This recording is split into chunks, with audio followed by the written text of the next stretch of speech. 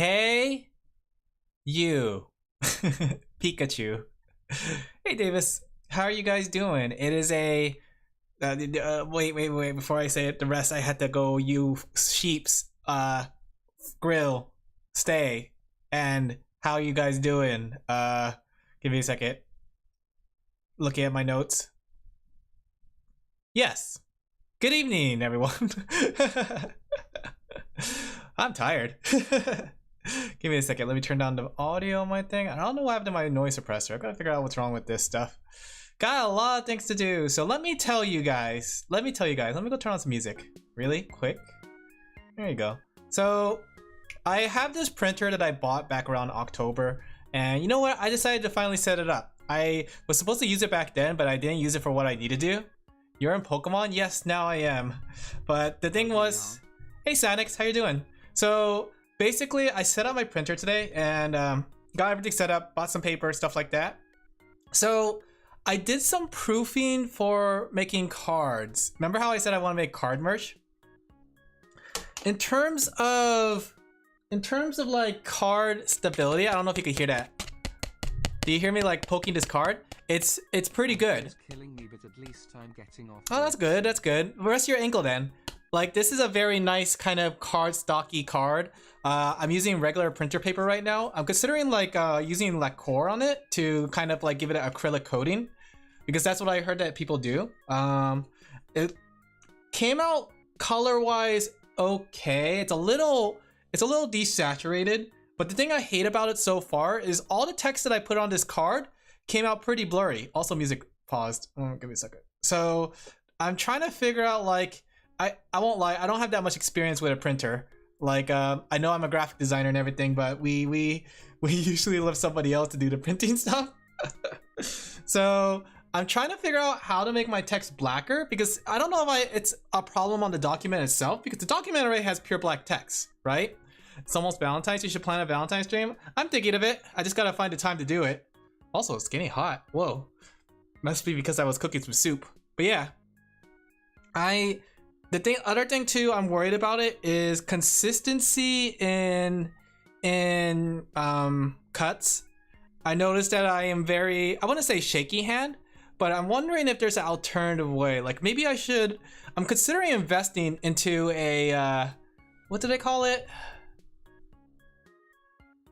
What's that thing called? A rotary cutter? I don't know how strong a rotary cutter is, right? Because right now as it is, I got a guillotine cutter, right? The guillotine cutter is kind of nice, but at the same time, I'm noticing I'm pretty faulty with my cuts. And I can't tell if it's because of the production of the cards, where like I need to fold the paper onto the cardstock to make a core, or if it's just my cuts are very inaccurate. I think it's a little bit of both, honestly. So I'm trying to figure out some of the smaller things, because I do want to make these cards, but the interesting thing I'm thinking about is that I don't know if I want to print it all through Vograce. Oh boy. I was thinking about getting a better printer, but I'm thinking about like how expensive, and like what if the printer doesn't work out that well?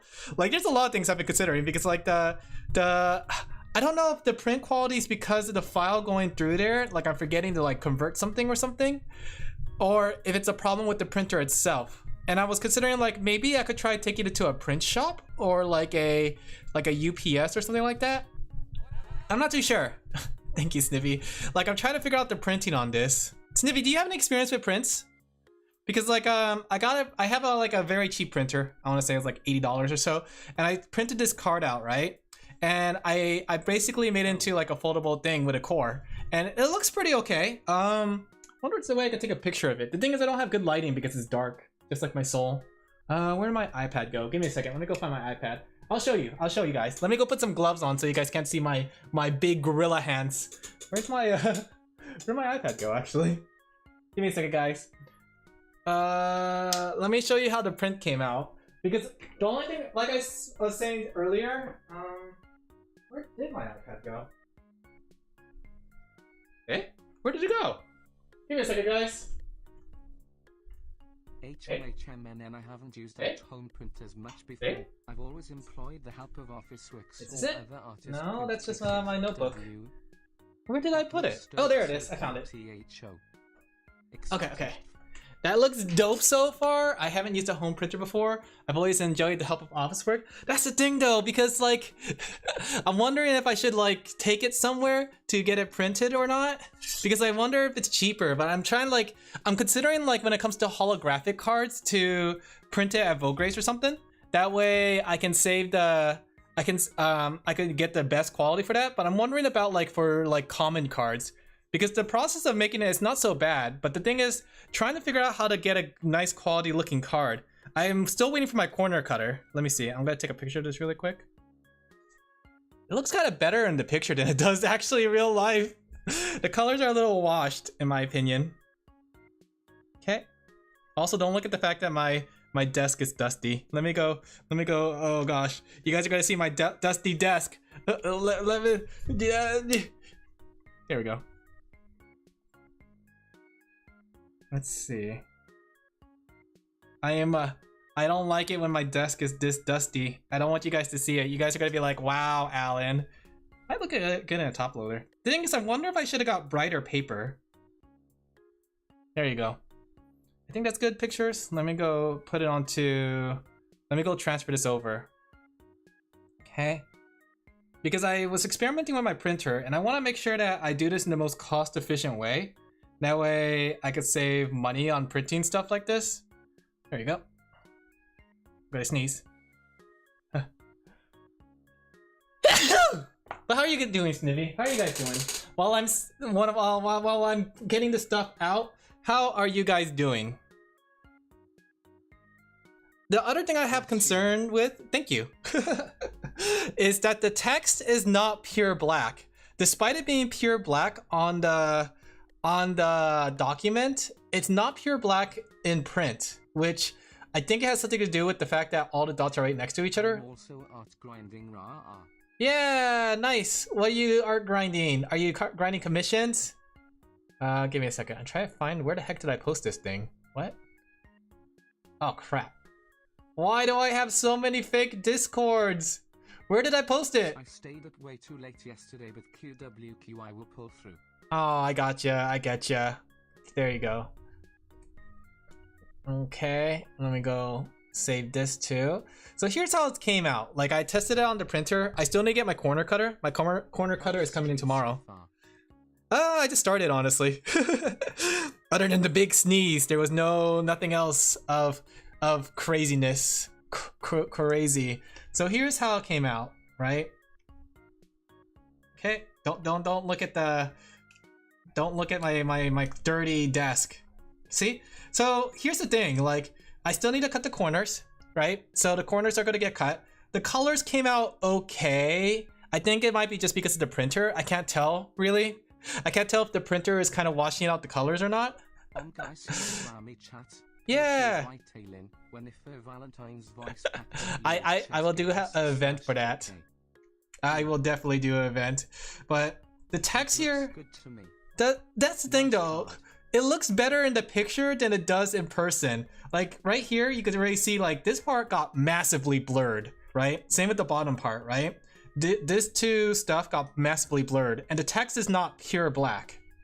And I think it's better comparable on this fake card I made. Let me see if I could take a picture of this one too. Yeah. So I'm just trying to figure out how to, let me take a picture of this one. Give me a second. What is the paper that you use? I am using the standard print paper, so copy paper. So I wonder if it's the quality of paper that's causing the problem. Do you think that could be the case? It's work in progress. Yeah, it's a work in progress. And I'm using like a pretty cheap printer, so that's why I'm wondering if it's the printer and the thing, or if it's the document itself. Here you go. I got the other one. So I also test printed this because these are the ones that are probably going to be non-holographic, right? So my general idea is to have make the non-holographics myself. I put it in a card sleeve, that way it feels nicer. The thing is, it has a texture paper, like the paper texture. It's sturdy. I don't know if you guys can hear it, but it is pretty sturdy, like a card. Like if I did the same thing with a card. Yeah, see? Yes. Definitely look into getting some higher GSM paper made more for art prints. Is that so? So copy paper doesn't work for art prints that well? I thought that copy paper would do well enough. Let me see. But here, this is the thing, like the card itself looked pretty nice, right? Like, but the thing is, if you look really closely, you can see how the text is slightly blurring, right? And that's what's bothering me the most about it, because it's blurry on the other one as well. And it makes it so it's not pure black. And I'm wondering if it's just because like the way it's put down, it's like melding with the colors around it, sort of like a gradient. But I'm not too sure. Like, I don't really know too much about it. And you can see right here, it's still just as bad on the bottom left. Like, it looks good away from the thing. But when you look closely at some of the details, that's when the problem comes in. And the other side too, like, the other thing I had a problem with is the other side, that it looks a little bit washed. Mostly the quality and texture of paper as well. You think? So if I did something like, I'm trying to figure out like other types of paper I could do. Like linen paper? Would linen paper do well? Let me see. Ah, this dog, go down. You're a little baby. He wants to sleep on my lap, but he doesn't want to sleep on my lap. Okay, let me see. Paper for art prints. It is kind of warm today. Like, does it make a difference? Like, what's considered art print paper? Hard-sized prints. I highly recommend Officeworks. They can print double-sided business cards in bulk. Yes. But that's the thing though, because I'm wondering about that, because I wonder, one, the cost, and two, just getting the right size for the paper or the card itself, because I don't know if business cards are the same size as regular trading cards. Like, there's premium photo paper, which I heard, like, I looked online with some suggestions. People said like photo paper is good, but I'm wondering what's like what's stopping something like this from like showing up. Like, I tried turning up the saturation of the color on the art, but it didn't really change it. Higher quality paper should hold the ink better and of better clarity. I see. Speaking of personal projects, I'm making a joke PowerPoint to show to my friends. Nice. That sounds like fun. Let me see. I wonder if there's a better paper. Let me see. I guess Amazon's the best choice, because essentially looking at my production costs, right? So I use proxies to help kind of also have a nicer, sturdier texture. Oh, so I tested out like printing with like proxy cards, right? Just to get a feel for it, just to see how it works and how to cut it, right? So interesting enough, they also had the same issue. Let me see. I got the cards over here. Like, I think in terms of feel, I think that could be solved with like a coating, but the colors are the things that were presenting issue. See how this all eventually turns out. Me too. I'm kind of curious. I hope it turns out really well. The thing is too, like, I want to make sure that it's not too thick. I gotta look. Let me see. So I'm just playing with some of these card ideas, but I want to make like regular cards like that for like people like you. That's right, you, the viewer. Did you convert her drawing file into Mike? I tried to look if there's a way to do it, but everything was just pointed to RGB. The only thing I can do is go to preview settings and then change the color settings from RGB to CMYK. Is there a way to convert it to a CMYK like full file? Because the only thing I could figure out was just the and then I looked it up too. There was like no way to change it to a CMYK file. At least not that I could find of. Let's see. Printing paper. Let me look. So you said like a higher GSM would give better quality because it holds color better? Let me see. Higher GSM. Okay. I wonder what that's gonna be though. What kind of GSM? Because like I know like looking at cards and stuff, they have like 200, 300 GSM, I think. I don't know. I think it was like 200, 300 GM cardstock. The thing is though, like if I print it directly on cardstock, would that be a better option than having printer paper? Like I'm kind of curious if the printer paper would work better as a cardstock. Oh yeah. For Clip Studio you just have to work with mic view turned on so you have a better idea of how it will actually look printed. Yeah, so I tried turning up the saturation, but the thing was the saturation didn't change the prints. I made a secondary print. You might be able to adjust some things, W filters. Hard to see, because I did try it with saturation, but I wonder if I need to add more saturation. Because the two cards that I printed that were supposedly different saturation looks the same. Let's see, this one's 20-pound paper. I think the paper I have is 20-pound. What about this one? This one says here it's 700 sheets, 22-pound. 96 bright. Does bright matter? Could it be that like part of the thing was the bright was too low on my thing? I know I saw when I was at Walmart. I picked up the supplies from Walmart. So I wonder if I should try out that bright paper, the 92 bright. This one's 96 bright too, but 20 pounds as well. Difference between bright paper. Like, what does it look like in terms of print? Like, is there something that gives me like a better black? I need a better black. Let's see, a guide to paper. Cardstock thickness. I kind of want like 30-point cardstock thickness, but I don't think I'm going to be able to get that.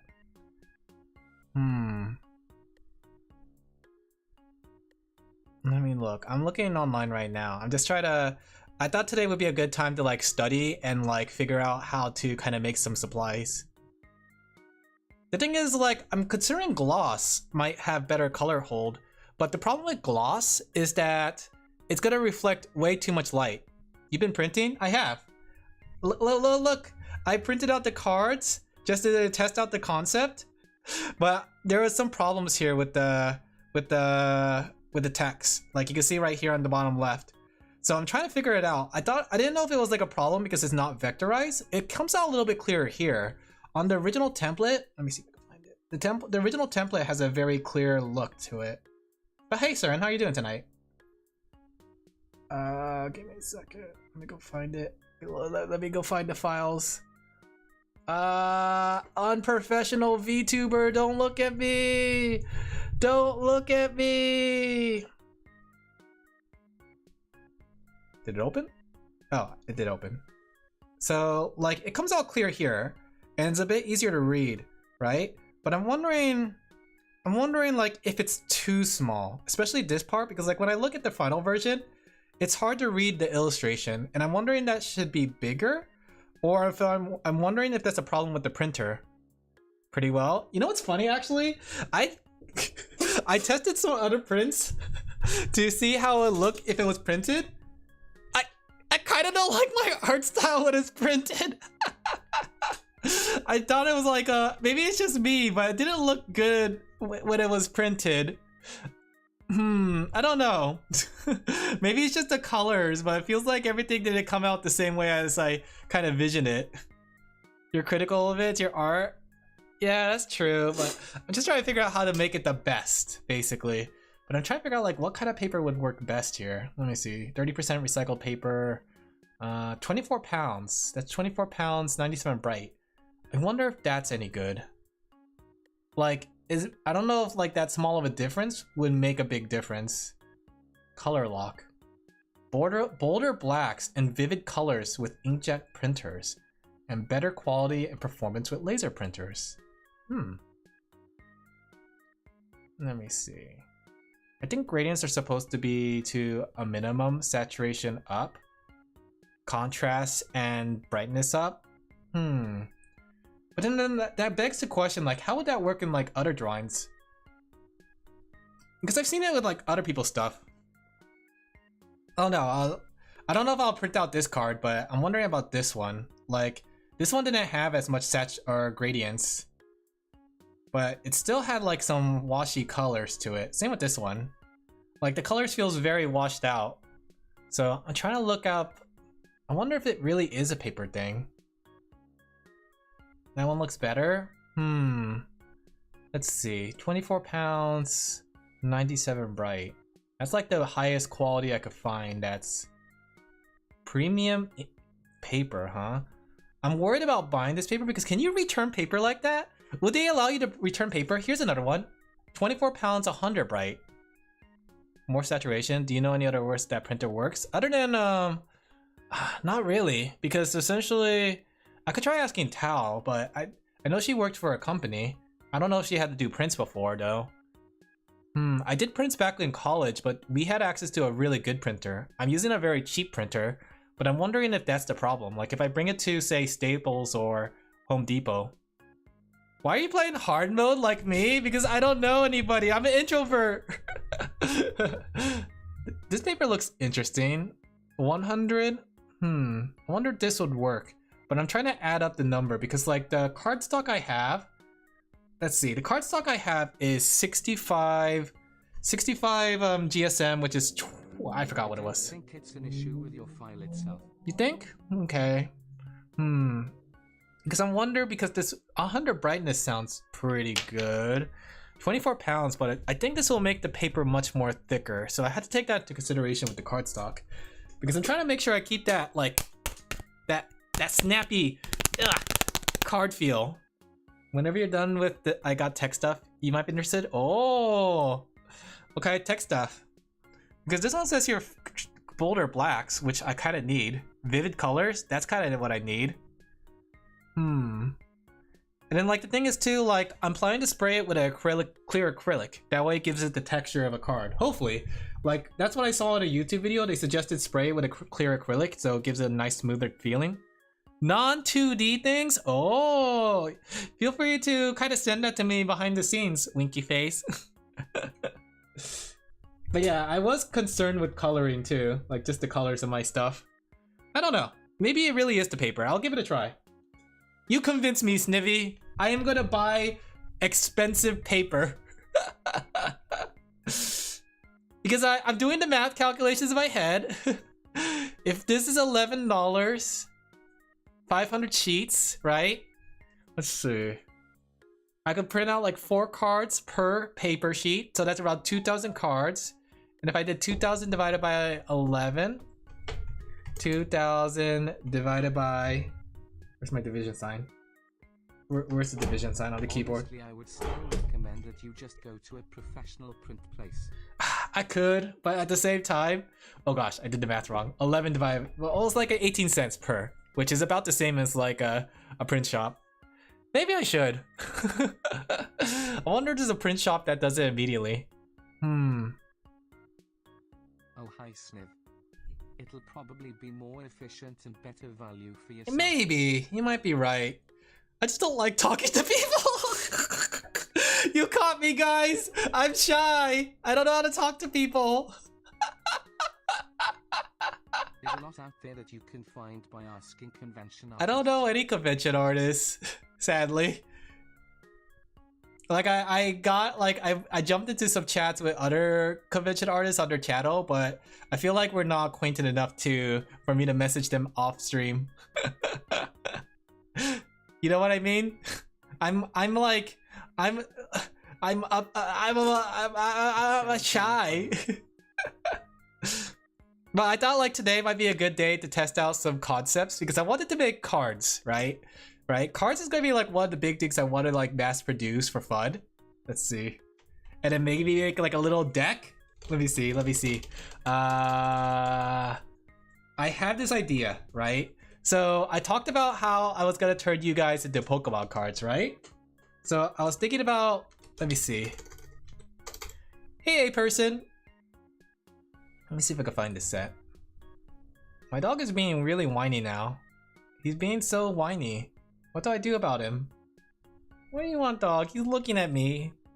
Okay, so you know how like Pokemon cards have backgrounds and stuff? I thought maybe I could... Shaking? Am I shaking? He's not shaking. Let me see. Come here, let me grab you. He doesn't look like he's shaking. He just wants to go outside. He's bored. Come here. I got you. Are you shaking? Do you need a poop? No, he's not shaking. Yeah, it's not poop time. He just wants attention, I guess. But we can't go out. It's so dark outside, and I'm in pajamas. But yeah, I'm thinking about making cards, right? Any print place near you will probably be able to help or point you in the right direction. A lot of the time you can communicate via just email too if you're intimidated by talking. I guess that's true. Hey Victor, the thing is with the print shops nearby, let me see. When I looked at the print shops nearby, they were more like I know, but it's in Australia, TWT. Dang. Maybe you could print it and send it to me. But the print shops nearby tend to be, how should I put it? Business to business. They're mass printing. So like units of 1,000, which I kind of don't want to go that high. That's why I was considering printing it myself. But maybe I could try like, Fly it over. Thank you, Snivy. You have to fly across the ocean. I seen like Office Max, UPS, and FedEx has print shops. But yeah, these ones, like, they print on shirts and hats, even though they're called a print shop. This one's called a graphic design one, but they print on flags. So I'm trying to find like a print shop that actually is just a normal print shop. What is this one? This one's like on shirts and designs and stuff. This one's also shirt. They're like branding stuff more than they are like print shops.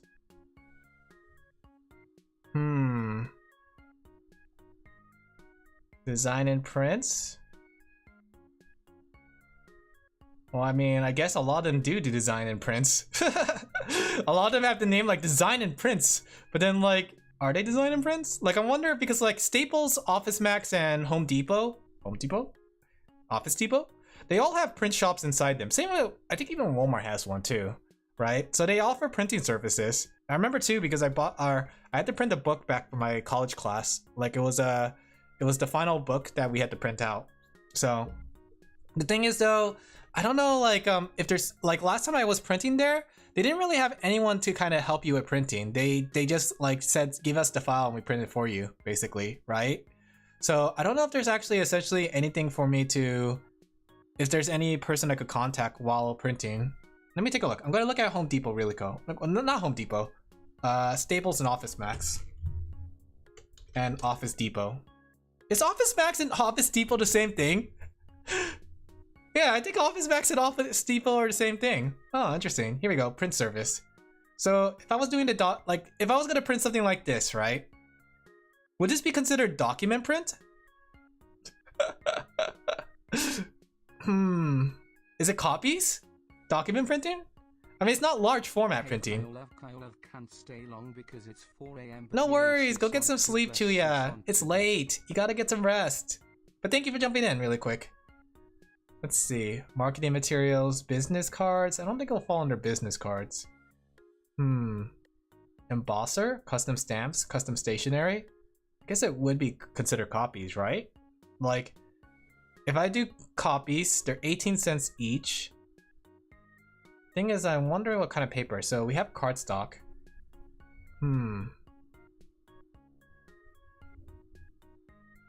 Why is this? What is this dog doing? Big business stuff. Yeah, business stuff. Yay! Thank you, Chuya. You have a good night though. You get some rest. I'm just looking at some of the things here. We're like, you guys can't see my screen right now, but I'm looking at print services at Office Depot. Let's see. So if I was standard paper is 24, so the one I have actually is 20. Interesting. 28 pounds? A high quality option that's recommended for brochures. Interesting. Interesting. Is that like 10 cents extra per? Wait. So let me see. I want full color. Cardstock? I think the thing is though, like I print it on regular paper, I lacquer it, then I put it onto the cardstock core. That's what I'm thinking the production is. Place that should be available in the US. Ooh, thank you, Snivy. I appreciate it, Snivy. You didn't have to, but I appreciate it. Well, I know about Vogue Race, and Vogue Race is an option that I was having, but I'm thinking about like if I was gonna print just like what's it called? If I was gonna print just locally, or not locally, things like not all the cards, I guess. Common cards? NW, I hope it helps. Yeah, thank you. I appreciate it.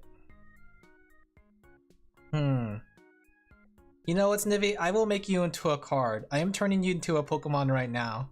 Because, let me see. Looks like I could try Office Depot. The thing is, what's resume cotton? High quality cotton paper that's great for professional content? What does that mean? What does that mean? What does that mean? Brights. Ew. Colors. Ew. Specialty. Synthetic paper. Black and white. Because the thing is, when I was printing, I had the hardest time getting the right size to make sure that my cards fit and then I could crop it. So that's my concern with taking it to a print shop. Yeah! But here, look. So basically I wanted to make Pokemon cards, but the thing is, like, I didn't know if I'm gonna make a background or not. So I was thinking, like, what if I made it like the shiny Pokemon? Like, you know how, like, if you look at this card, you see how like the background is just pastel in color, something like that? So it's the right size / crop. I hope so, because I think like what's it called? Staples and Home Depot are self-service, so you just send a file in and they just print it. So I'll have to see. I don't think they have a graphic designer behind the desk for it. But I was thinking of doing something like this. So when I designed the Pokemon for you guys, for everybody, I'll keep something like simple, like a background like this, nice and clean, right? Maybe if I what's it called? If I have some time, I'll add a background to make it look nicer. But I think this kind of simple shiny color and white to the background might look nice as a card, you know? So let me go ahead and get started with something like that. Okay. Artist-dedicated shops should be more communicative. They should. I'll have to see if there is one in the area. Simple background will look cute. Yeah. That's why I was hoping that I could just print it at home though. That way I could like have it all ready and like I could have it the right size. I can test print and all this stuff, but I guess I'll have to give it a try. I'll see. But first, I guess to start off with, we should design some cards, you know? Before we can actually make cards, we have to design cards. Come back if they notice something looks strange. They didn't do that for me though. In the print shop where I printed my business cards, every single card, I forgot to put bleed on it, and all the cards had a white stripe on it, and they just gave it to me. Artists so much usually they They never. All my business cards look so unprofessional. I had to throw them all out. I ordered like 100. And they were graphic designers. They didn't even mention to me that you forgot to bleed. Like a standard photo. No, it was a college. It was a print shop at the college. My postcards have a white stripe on the bottom. When No. I can snip them off. No, I should have gave you a bleed. I'm sorry, Saren. I forgot to give you bleeds. Oh, I'm such a loser. Have you got a laminator machine? I was considering a laminator machine, but the thing is with the laminator machine, I don't know how matte lamination feels. I think it was because I forgot to put the bleed. I remembered. I should have made it like extra, like a little bigger and bleed. I think it's a whoopsie on No, I'm 100% sure, Saren. I keep forgetting about bleeds. It's pretty shiny, but that's the thing though. I don't want the cards to be shiny. I want the cards to feel like Pokemon cards. Isn't getting cut off. Yeah, not yet. Not yet. Well, no, the reason it's yeah, the thing is I had to leave the. You have to have it like a little bit bigger for bleed. Yeah, it makes it smooth and nice, but at the same time, like I'm looking for something that's like card feeling. There is a special matte laminator, and I saw it at Walmart when I was there picking up some paper. You can get some really nice matte. But the thing is, how does matte feel? Like I have some matte matte. What's it called? Like 200 to 300 GSM. The thing is, how does matte feel in terms of lamination? There was a matte textured lamination, and I was concerned that it was gonna feel off. Because I know like regular lamination is like very smooth, and I know like matte has like a texture to it. Like, I don't know if you guys could hear me scratching at the back of this this matte card case. Do you hear that? Like it's a bit more like different from the other side. You see? And it's because it's bumpy textured. So I don't know if it's the same feeling.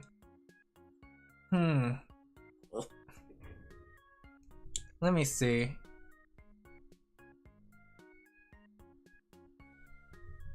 Let me think. I don't know if I should try buying this higher cost paper. Bumpy texture from foil printing if it's shiny. Well, that's what I'll bring to Vograce, because Vograce has all the tools to make it. But if I could make it myself, I probably should, you know? Like the The process of making the card is, I'm a bit clumsy, I won't lie. I'm like clumsy moe because I keep on like folding the paper wrong, and I keep cutting without the crop marks. So yeah, I'm like I'm very clumsy moe. But yeah, let's go start making cards. Let's go make some cards. Let me go make some cards of my VTuber friends. What? Okay, I'm putting you down, dog. This dog is very squirmy in my lap. What do you need? Look at you. You're a little baby. I don't want to take you outside because it's dark. It's dark. Solid option. Doesn't cardstock absorb some of the color though? In the tablet pen. Maybe. Like I thought, like when it comes to cardstock, it washes out some of the colors because it's much more thicker and absorbs more colors. Am I wrong about that? I don't know if I'm wrong about that. But I could have the option of printing on cardstock. The only thing I'm worried about with printing on cardstock is trying to figure out how to print it so the front and back are lined up. Because the way that I have it printed right now is that when I fold it on the cardstock core, it makes it so that these two sides line up. So when I crop it, it's gonna cut the card like cleanly. The only problem though is like I think I made this line too thick because I've been struggling like getting a proper trim on these cards. Like if you look at the examples that I showed, like you can see that it's a little trimmed on the top. I'm like the early Pokemon card creators. You can see here too, it's like trimmed a little bit to the right side compared to the left side. The left side has a little bit more space. This would not be a PSA 10. No PSA 10 cards here, guys.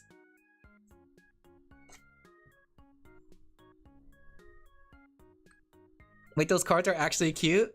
You think? They're kind of cute, but the thing is like the colors are still washed out, you see? I just gotta make the colors more saturated, which I think maybe the better paper might do better with. That's my guess. I have to see. I wish that there was like a way that I could sample the paper. Like get a feel for like very good paper so I could know what kind of paper I should buy for myself. Because I just want to make higher quality prints. Let me see.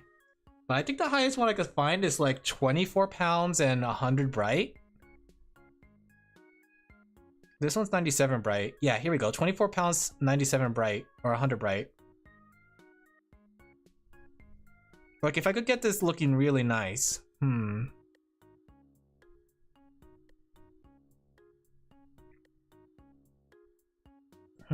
They don't look that different.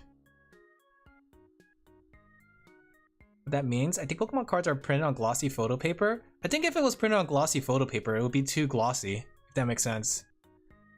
Like, I don't think they're that smooth. Maybe I'm wrong though. Like, I tried looking up a video about it, but they have like a different machine for everything. So it's kind of crazy to see what kind of stuff they have for it. So I'm trying to find like a budget version. Sort of like if you were eating at a restaurant, right? And you like the way sushi tastes, but then you realize sushi is too expensive. So you create your own monstrosity that basically creates the same taste as a sushi. Have you guys ever tried that before? Like you tried to mix things together to emulate the taste of a sushi? Something like that. Like one of my favorite characters from Idolmaster, Yayoi. It's kind of cute because like she's poor, right? So she's always trying to figure a way out like to increase her quality of life. No, I just eat seafood and rice. Yeah, but she figures a way to. That sounds pretty good actually. She figures her way out to increase her quality of life. So she tasted sushi before, and she said like, "Oh, I don't have money to buy the sushi, but if you combine this with this and put it in your mouth, it tastes just like sushi." It's like imitation crab meat in a way. It's not necessarily crab meat, but it's just like crab piece or fish pieces to taste like crab meat. You know? It's very cute. It was a cute scene. And then everybody like started crying for her because she's tried her best. And that's all that really matters. Some recipe where you can make an apple taste like tuna sushi. Exactly, something like that. All right, let's get this card out of the way. Saren, question, what's your favorite Pokemon? That way I could draw you as a Pokemon too. Hey Pokemon, champions of the Pokemon world. Do all the shiny Pokemon have like the same like backing? Let me see. I want to. Snivy's favorite Pokemon, Snivy. Get it. Let's see. Do I have my green prompt? That's yellow. There we go. I have green. Okay. And Snivy's a grass type. There you go. I did that with chicken. It smelt and tasted like pork sausage. Yeah. I used to make my black bean soup like chili because I can't eat tomatoes. Oh, Primarina. Oh, perfect. You know what's funny? I was thinking Primarina. Do you want me to send you my stat sheet? Sure. You can just send it via Discord. But yeah, I was thinking Primarina. I was like, you know what Pokemon would fit Seren so well? Clown mermaid like me. Yeah, we're all clowns. Okay, I'll start with Snivy, then I'll go on to you. Let's see. But I want to make like a collection of Pokemon cards. Let's see. So we'll make a layer here. Let me see. I should pull some samples. Thank you. Yeah, I'll make you guys into common cards. That way you guys could also be proxies. So you can play in the game. They cut up some stuff and soaked in like vinegar and stuff. Exactly. Let me take a look at like some of these card inspirations just to get an idea of how to. Okay. Common cards. No, common cards, not common cards. Common cards. Should I just take this dog outside? He is sniffing the front door. Do you think he needs to poop? He's not vibrating. We'll become common riders. Okay, I'm making you guys common riders. The thing is too, I was like studying cards to see like what makes a good Pokemon card. One thing I noticed like with every single Pokemon card is full body. Do you think he needs to go out? I don't want to go out in pajamas, but I guess I have to. All right. Can someone like distract chat? Can you guys distract each other while I go be right back out really quick? I'm gonna let him go out and poop. And if he doesn't go poop, I'm gonna be so angry, upset. I'm gonna be like really upset because he's like, ugh, he's being a whiny little baby. Be right back. Like 5 minutes. If somebody comes in and explains the situation, let me turn up the music. All right, there you go. Music blast. Be right back. Or maybe I could put a stream on. Wait a second, I got an idea. What if I put a stream? Oh, it's ingenious. I'm putting on another stream. That way you guys have something to listen to. What if I put the stream on the stream? Give me a second. I'm coming up with a big brain idea, right? My brain is like moving an hour per second. Wait, what? There you go. Okay.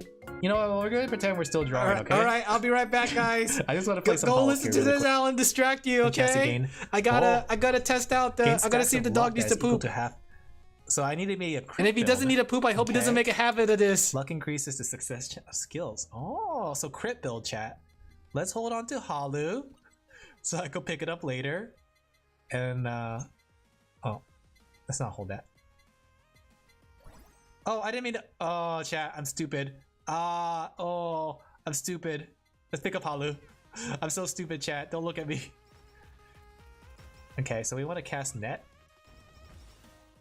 And then Gambler. Every 15 seconds, roll a slot. If successful, scatter holocoins. Okay. Pyromaniac. When defeating a target. Explosions. Okay, we're gambling, chat. Gamblers, let's go. Yeah, gap jackpot, I think. We got the jackpot, Nosakis. Alright, get ready to cast Net. Yes! Alright, we gotta go, like, XP up. Okay, whoa. Whoa. Probably don't want to be in this area considering all the cannons. Alright, credit card. Let's eliminate credit card. Let's reroll. Let's pick up Gambler. Alright guys, you heard in my own chat. Am I now. really gonna Halu 5 on a new level?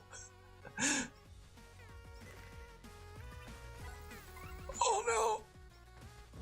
What is her special? Slots! Let's go! Jackpot baby! Alright chat. We jackpotting.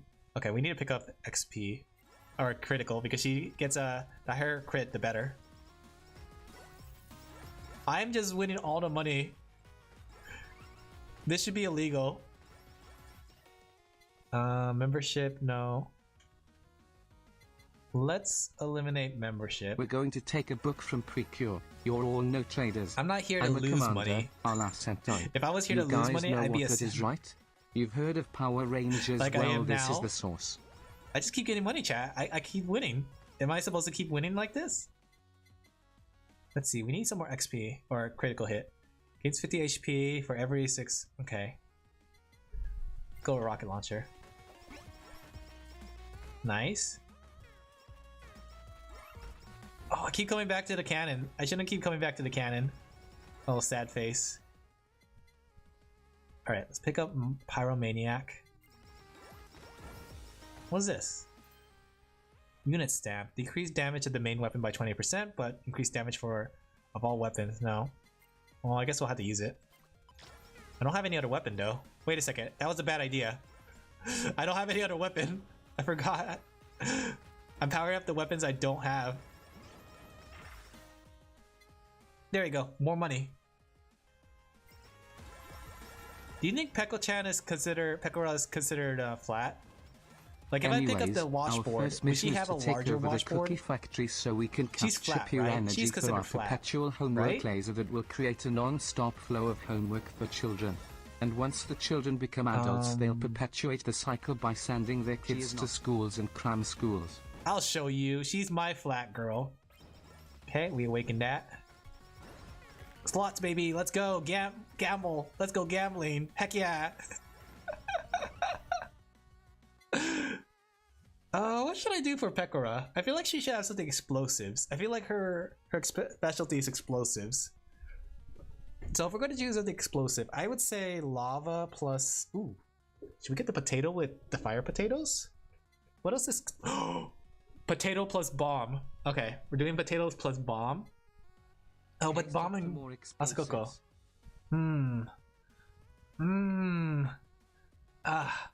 Let me think though. We could do potato plus bomb. Gorilla hand? Should we do gorilla hand?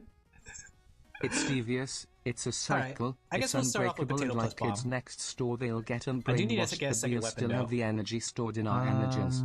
It's brilliant and genius, I say, now, and I do let say. me eliminate energy drink. I'm not picking up Halu just yet until I get some more stuff. Lucky Bunny would be nice.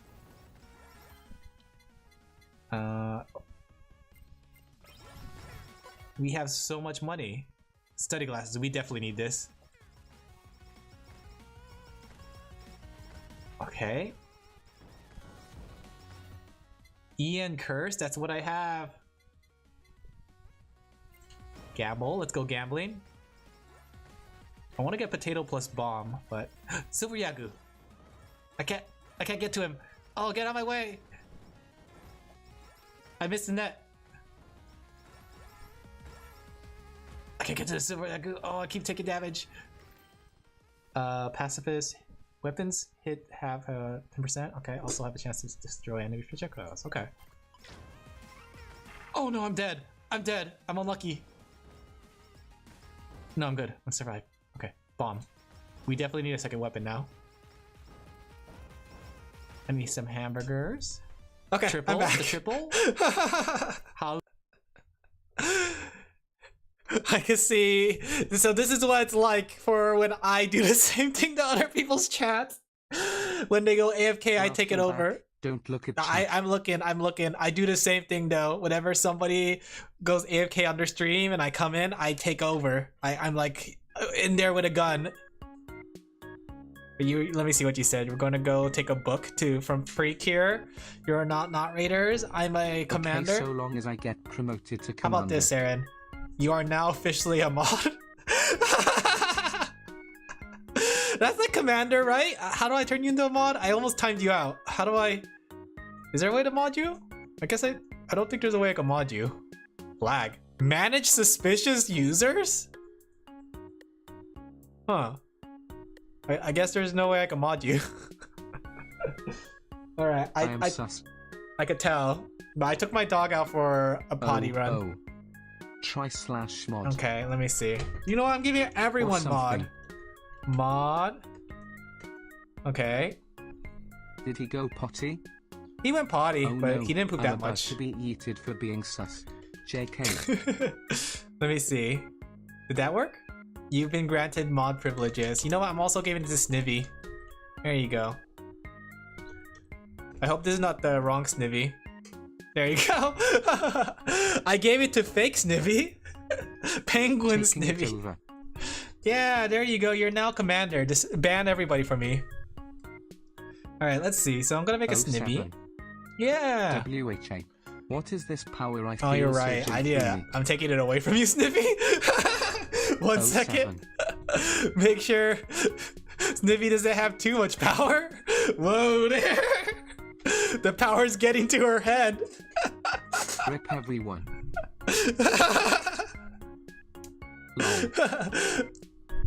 Please don't ban me. Don't turn me into a marketable plush. Alright, let me see. Let me draw. But I like my choo-choo badge. You like your choo-choo badge? Alright, I'm taking your mod away too then. There you go. We never needed mod in this channel anyways. Name one time we needed a mod. There you go. Good talk. 07. Good talk. Let me see. I forgot what a Snivy looks like. Snivy Pokemon. There we go. Did I drop something? I feel like I dropped something. Let me see. I want to play with this turn concept. me into a marketable plush, trading card, greeting card, and put me on mugs and tumblers. That's what's about to happen, guys. You're about to become marketable plushies. So Snivy's supposed to be a snake, right? The best mod is clearly someone who isn't interested in being a moderator, like me. Let me see. I'm trying to come up with like a pose. Like the Snivy always has like their eye like this, right? Maybe we give it like a smug smile, right? And then we could give it like the hands on the hip. It has like little hands. That's kind of cute. That's kind of cute. Now I want to play some Pokemon. Grasshole, yeah, what a grasshole. But this is Snivy, our Snivy, so it's not a grasshole. It's just like the Croneko person. Like, you know, do you guys know Croneko? The one that makes like Pokemon cards? Or not Pokemon cards, makes Pokemon out of Hololive characters? It's just like that. Okay, let me see. So you have... It's a Sniv. It's a Sniv, yeah! Oh, we could even give it the cloak. There you go. Thing is, I think your cloak has a hood, right? I'm doing this from the top of my head. Whoa. Whoa!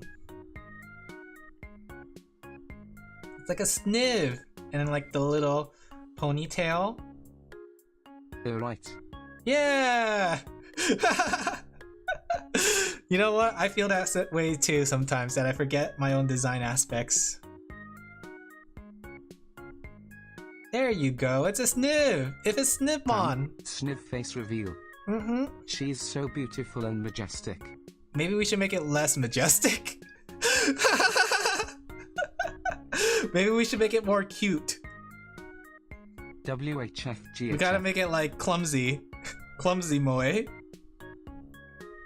How can we make it clumsy? To my stats, I'm poison and water equals W equals. Let me see. Oh, you even have attacks! I like that. Gorgeous Sniv. Don't know how to spell it. That's really nice. You know, when I was younger, I never really here's the thing, like, I always wanted to make things like this, but I never felt like I was a good enough artist. But now that I'm like a good enough artist to do it, like, it's like thinking about it, I never really had a chance to draw like Pokemon characters or things like that. That would be such a cool poke Saren. Yeah, it's like Toxapeck. Is there a way we could make it look less smug? Time to kill your inner child. I know. Maybe we should make it look like more cute. That way it doesn't look as majestic. We gotta make it like as clumsy as the real Snivy. There you go. No, I think, you know what? Snivy deserves to be majestic. There you go. I'm not majestic. You know what? I will give you this. You are now majestic. Okay, just try to figure this out. You even have like the tail. There you go, and they'll have like the little effects. Carrot W carrot. You deserve it. For now. next episode, I'm making a Piplup. In fact, I'll give you your attacks, right? So there's an attack that's commonly used in Pokemon called Call for Family or something like that. Question mark. Call for Family, right? What this effect does, right? Search your... Ooh, I forgot to change the thing with the formatting on this card. Give me a second. There we go. But I have no family. No, watch this. Search your deck for any Piplup card and add it to Thanks, your Sid. bench. Shuffle your deck. Excellent. Afterwards. I love Call for Family.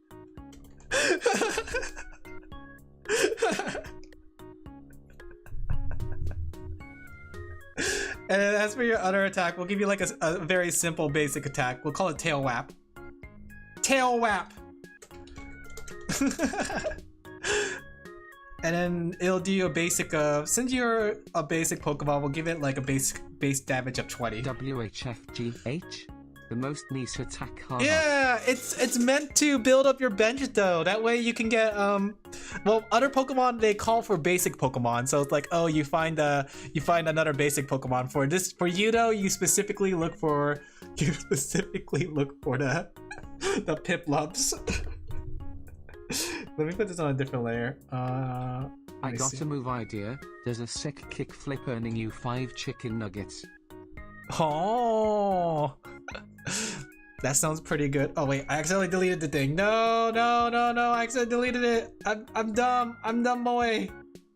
There we go.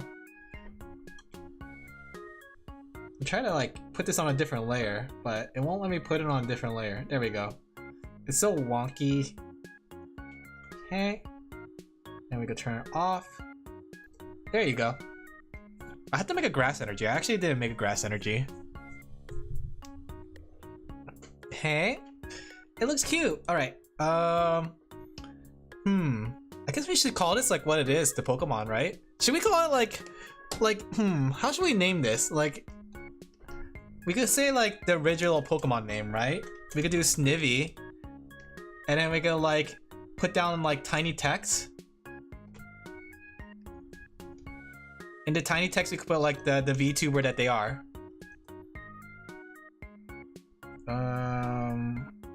There you go. There you go. Is she a base Pokemon? Yep, she's a basic Pokemon. For now, everyone's gonna have like, the thing is I'm planning like, if I do make you into a Pokemon, I'll make evolutions of you. So it's like, if you decide to be like Primarina, I'll make you a Poplio as well as a, what's it called? What's the middle evolution again of that Pokemon? I don't remember what the middle evolution of the Pokemon was. Okay. We'll have to change it from VTuber to basic. We'll change the top left when we do trainer cards though. Basic. In fact, what does that look like when it's an evolution? Is it just like stage 1, stage 2? Does it just say stage 1, stage 2? Let me take a look. Yeah, it just says stage 1, stage 2. Interesting. I didn't realize that. There you go. That's the handy thing about having like your own template. What the evolution of Snivy would be like a Snivel or Snivit? No, it'll still be Snivy, it'll still be Snivy. It's just gonna... But I'm a third evolution. Think my stats were based off of a starter Pokemon when they reach end evolution. Yeah, I'll just use your, what's it called, the actual Pokemon card for it. Or at least like ideas for the Pokemon card. There you go. Isn't that a very cute Snivy? Okay. The thing is, I haven't made the basic layout for evolution, so maybe I'll make one later. That's the thing too. Like, the fun part about this is because they actually does have all the things of a regular Pokemon card. You could use it as a fake card in your play. It's like, I want to play a Snivy card. Apparently I learned about it. There's like the world of proxies. Let me go find like the reference for Snivy. Would it be legal? It would be definitely non-legal for tournament play. No, it definitely won't be tournament play. It'll just be for what's it called? When you're playing with friends. So if you're playing with friends and you're allowed custom cards. Nice of you, imagine you Garcia. Yeah. Terrifying. Exactly. Little Poplio Seren. I like how the little arms are just like little flaps too. It's just like Snivy's wings. Okay, let's clean this up a little bit. That way it looks more like it. What would full Evo Sniv look like? That's a good question. Let's imagine. Let's use our imagination because I don't remember what Superior looks like. Would she be a grass fire type? Would she be? I don't know if she'll be a... I don't know if fire types are what I would use for it. Maybe grass normal. Let's see. The manifestation of the apocalypse. Normal? Yeah! Grass normal. Okay, what if we were to make like apocalyptic Snivy? Let me see. Let me feel it out. Like, imagine this. Let me think. I got an idea. Give me a second. I'm getting a flash of inspiration. Odin, Sphere. I think it was Leviathan. That's what I think when that's what comes in mind when I think about the harbinger of disaster. Let me see. I'm drawing a newer Snivy, not one that's evolved from Superior or regular Snivy. This is like the harbinger of the end, right? If Snivy was like a destruction, if Snivy was level 99 when she evolved and she was never evolved into her middle form, she skipped her emo phase. She goes straight to her monstrous phase. I'm mistaken me for being normal //JKJK. You know what? You're probably like the most normal of the VTubers I know. Maybe then again, might be my standard for normal is like very low. Either that or I just know some weird people. But we're all weird together. You know what? Yes, we are all weird together. Okay. I'm making this Snivymon. I never left my emo phase WH. Heck yeah. We are emo forever. Okay. There's your face, Snivy. We should give you like a little nostril, right? Right? Okay. This is the harbinger of the end. And you know what? You're using Hyper Beam. You're blasting Hyper Beam right now. Wow. Okay. What does Superior look like? Let's add some Superior into this. Make you Superior. All right.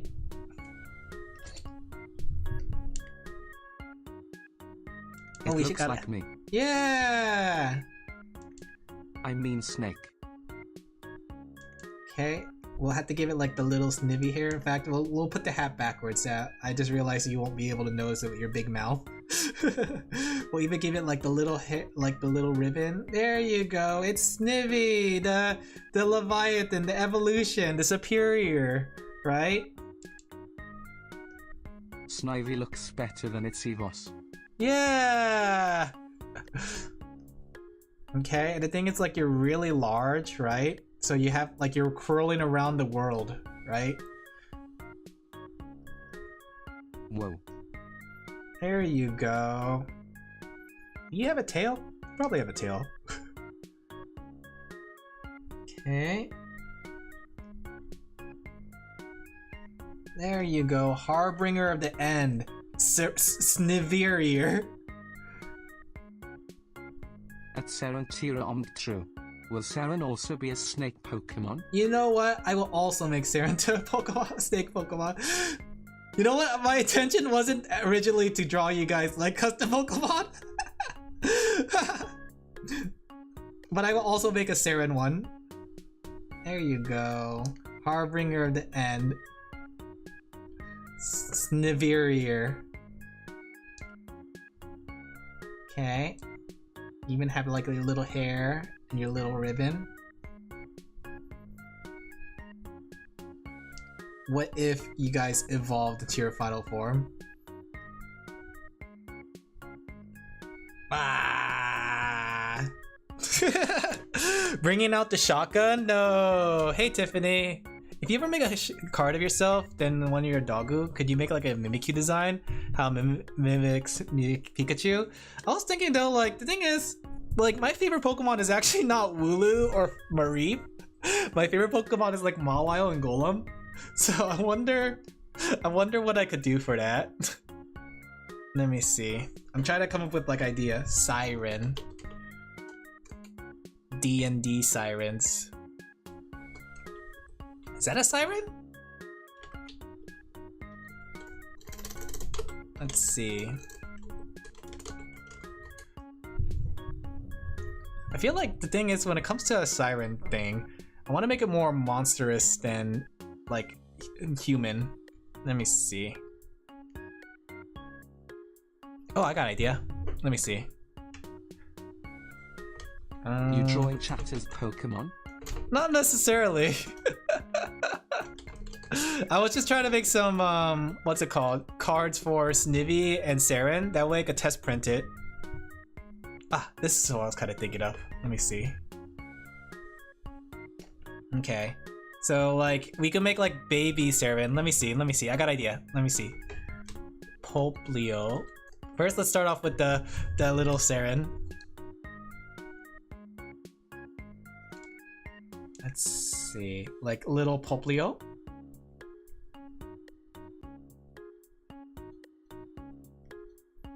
Okay. Poplio is such a cute Pokemon. When it first like debuted, I thought it was very cute. And I know like people didn't like it, especially the evolutions, but I think it's still pretty cute. We'll have it like clapping. I swear, like, some of these Pokemon designs are very cute, and I always find it surprising when people say like, no, this design is garbage. I don't think it's that bad. Or Poplio. Yeah. It's gonna be Saren Poplio. Okay. It's like clapping. Beloved. Exactly. You know what? I like Trubbish. When I look at Trubbish, I find like he doesn't look as bad as people say he is. And same with Vanillish. You know, like Vanillish? Okay, like people like complain about like how Vanillish is just an ice cream. But well, maybe not Vanillish. Let me go look. Vanillite, I think. But you can't tell me that this Pokemon is not incredibly cute. Right? People hate this Pokemon for some reason, but look at him! He's just a little guy! He's just a little piece of ice cream! It's ice cream with personality. Exactly! He's so happy! I don't really care for the evolutions as much, but this one is very cute. Like, I love the way this one looks. Okay. I noticed like Poplio has his nose on the cone. Or his mouth on the cone. Okay. How can you hate this little guy, you know? Sometimes those cute mons like get hated for no reason just because they're new. You know what? I like these new Pokemon. I want to play Pokemon now. Do you guys want to have a Nuzlocke run with me? He is good boy. He is a very good boy. Wait when you get to know him. Mm-hmm. There we go. We should do like a Soul Link Nuzlocke run. That way I can ruin it by dying. I kinda want to play some more Pokemon games. I've been like diving deep into the Pokemon card game, but it's been a while since I played an actual Pokemon game. I should like play the Pokemon game, save my money on some cards. That way I don't like spend so much money on cards. Okay, let's give it Saren's hair. When compared to Pokemon like Muck, this one's pretty good. You know what? I even like Muck. I'm trying to think if there's any Pokemon design I don't necessarily like, but I essentially like a lot of designs of Pokemon. Restarted. Startup screen. Not a fan of Nuzlocks. Too much chance to rage quit. Oh no, I get that. I think that's the thing. Nuzlocks are like they look easy when you think about like how like Pokemon games play, But they're a lot harder than they look. I wouldn't recommend it for everyone. There you go. It's a Poplio Saren. We should even give it like the long hair. There you go. We'll give it the long hair variation. It's cute. Let's see, what other aspects could we give? We could give it like the charm. I feel like there should be some aspects of the VTuber. It's really bringing out the shotgun time? What do you mean shotgun time? Okay. There you go. Maybe I'll start off with like asking VTuber friends if they want to be a Pokemon. So you want to be a Pokemon? A Pokemon? Do you have the skills to be #1? Have you guys been keeping up with the episodes on the Pokemon TV? There you go. Look at that. You understand what you get there? Let's see.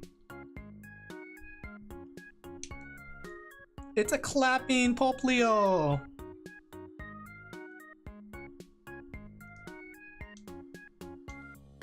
Okay, that's cute. There you go. Okay, we should make like a water card too. I'll have to like make separate cards for each one of these. That way I can make a separate save file.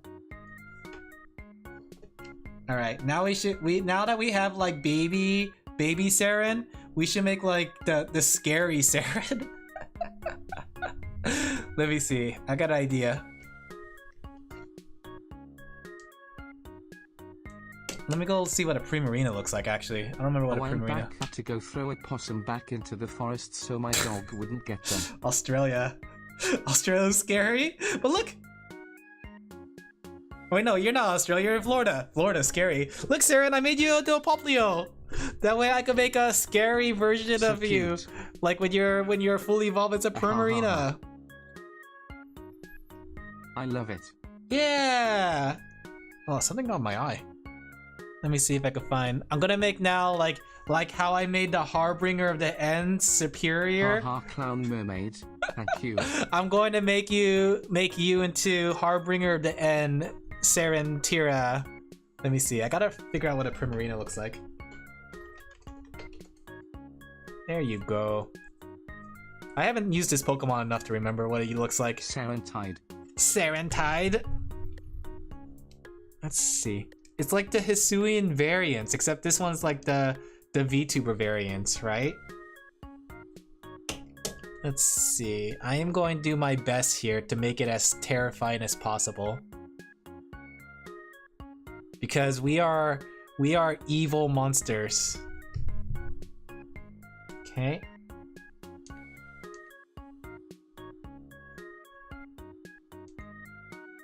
Boop boop boop. Boop boop boop. What was that boop boop boop? Did someone get centered? Too much madness? Good night. Take care, cat mouse. I got yelled at? What do you mean? What happened? How could they yell at a person like you? Ooh, I see something. There you go. Sometimes you get like a flash of inspiration while you're drawing.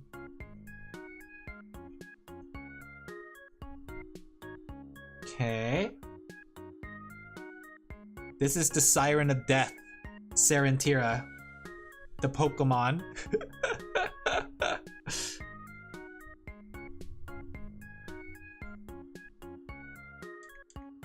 Do you need pearls on your head? I guess so, because it's Primarina.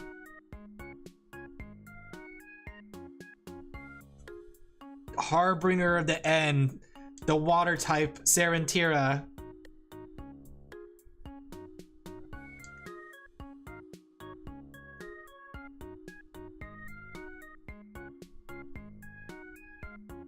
I like the underbites already. Pearl's work. This looks a lot like Zombie Camp from Rise Long. Wait, Monster Hunter Rise? I don't remember what Zombie Camp. What's a Zombie Camp? I probably won't like keep these, but these are exclusive because, you know, stream exclusives.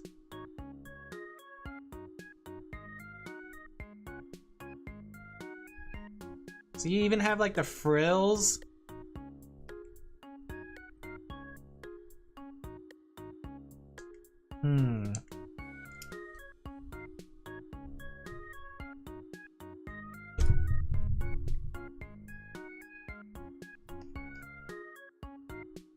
I feel like having barnacles is like something that makes you a little bit grosser.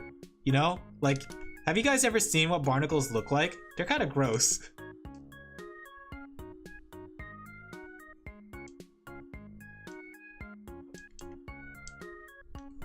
Let's see. Barnacles are the hair. nice. Yeah, exactly. They're tasty. Have you ever seen like them actually like pull out a barnacle and like try to like show like what they look like when they're cooked? I think I saw a video like that. You have a lazy eye? I wish I had a lead pipe with me in that calendar. What are you talking about? What? Okay. It's the Siren of the Sea. Serentera. Harbinger of Doom. Destroyer of sea lice. D. Let me see. I remember seeing it. Barnacles. Not Pokemon. Ugh. Edible. Here you go. The flesh of the barnacles are edible. Here. Oh. I'm gonna say right now, a big warning. Because it looks gross.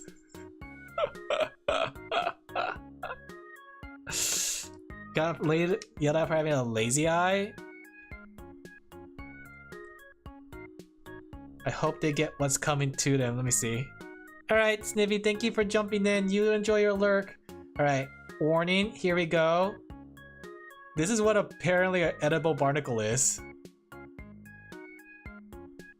I don't know how you feel about this.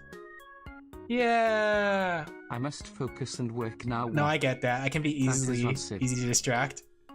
They call me Alin Laphel. That's rancid? Yeah. It looks incredibly rancid. But at the same time, I feel like I guess that's kind of fitting.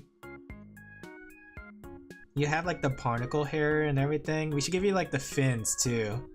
Like on the side. Disgusting humanoid fins. Do you have a tail? Does Purina have a tail? Guy was hailing a mustache? You should probably avoid that person. I look forward to seeing them finished. Yeah! W carrot. Thank you, Snivy. I can't wait to make more of these. Hopefully, maybe like if I make enough, I can make like a little starter deck. Something like that. You know, we have like Snivy, the Harbinger of the Sky. Then we have Saren, the Harbinger of the Ocean, right? Let me go ink these. That way they look pretty cute. I want to see what these will actually look like if I did ink them. Hopefully my stuff look really good printed. I do have like a big concern with it, especially since I tried printing today with all the stuff that I had. I am just worried about like how it's gonna look overall when it comes to the final print.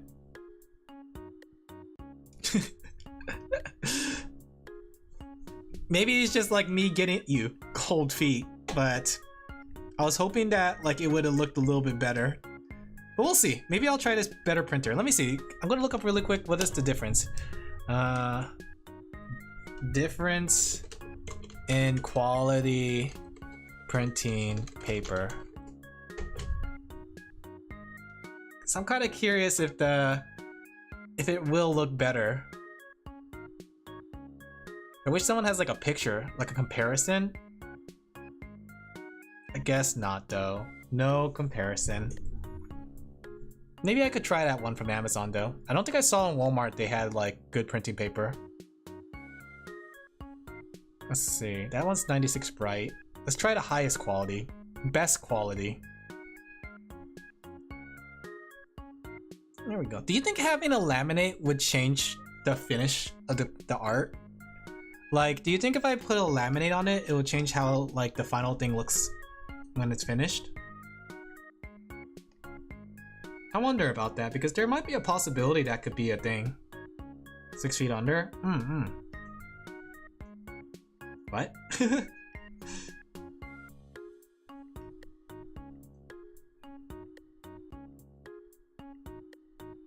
There you go.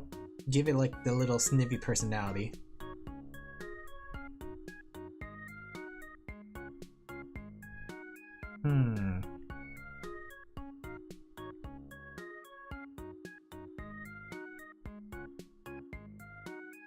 Let's see. There we go. Blueberry milk. Bro, for the love, stop feed posting. You're going to get the stream removed? Wait, what? Wait, what's happening? Is it what's it called? Let me see. I'm not paying attention, but yeah.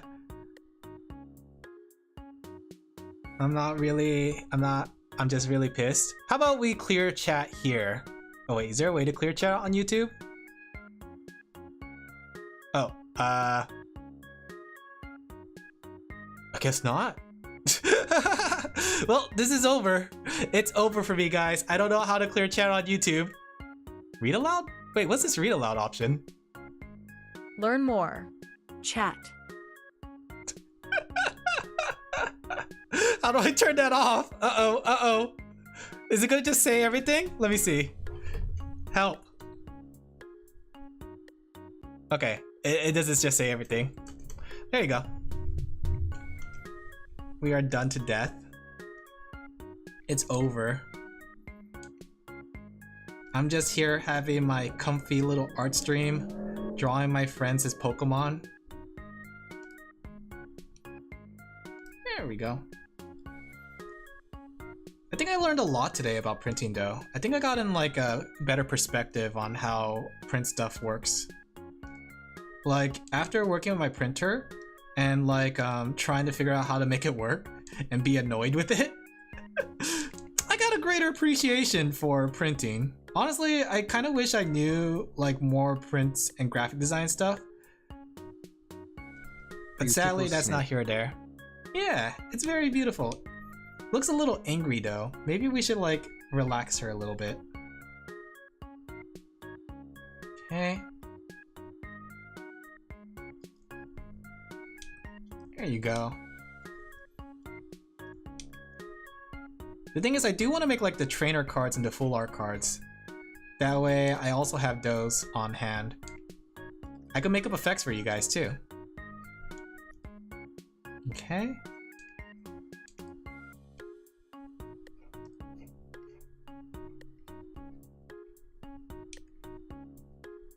It's a little short though. I think I need to make it a little longer. Have you guys ever wanted to make a card game? Like before doing all this Pokemon TCG stuff and making like Pokemon VTuber cards, I guess that's the best way to put it. I've actually wanted to make my own card game that was like a fantasy kind of game. Like, have you guys heard of the Fire Emblem trading card game? Yes? Oh, what kind of card game? Like the Fire Emblem trading card game was something that I always wanted to try to like take a hand on and try to make, where it's like a fantasy kind of game with promotion and job promotions and stuff. I was thinking about like everything from like the resource system and like how you could discard cards from your hands to generate resource, to like the battle system and how to like tap cards and things like that. Vanguard style. I actually never played Vanguard before, but I think I heard of it before, where it's like some of your cards are on the front line and some of your cards are on the back line. It's like the back line supports the frontliners. It's sort of like Weiss Schwarz in a way. Like you have a front row and a back row. Wolfenstein, Vanguard as Baby Weiss? Yeah. Like the thing was like, I had an idea with my card game, something similar, but it was like, I wanted to emulate the feelings of an RPG, right? But, so like, you know how like an RPG has like the 4 people doing an RPG battle? So you have front row 1, front row 2, front row 3, front row 4. I wanted to make it so it was like a commander style Magic the Gathering, where essentially these are permanent cards on your field, right? So you have commander 1, 2, 3, 4, and you had your deck. Your deck consists of attack cards, right? Item cards, magic cards, and then also like promotion cards, allowing you to promote your class. And I wanted it to be like a battle where you're like a Coliseum kind of thing, where you're fighting another party, but also make it so like it's single player compatible, where you're able to play single player against a monster, where you put down a monster and it has its own deck. Like you could build a deck with it, and it has like its own deck, because like the World of Warcraft collectible card game had that, where there was a deck specifically for a raid boss, and you draw cards on it to power it up, basically. Band card or Weiss with some deck building aspects? Yeah. I think the most comparable one is the World of Warcraft one. I don't know if you guys heard about the World of Warcraft collectible card game. It wasn't very successful, and it ended up evolving to the game Hearthstone in the end, because Hearthstone became a spiritual successor to the game, essentially.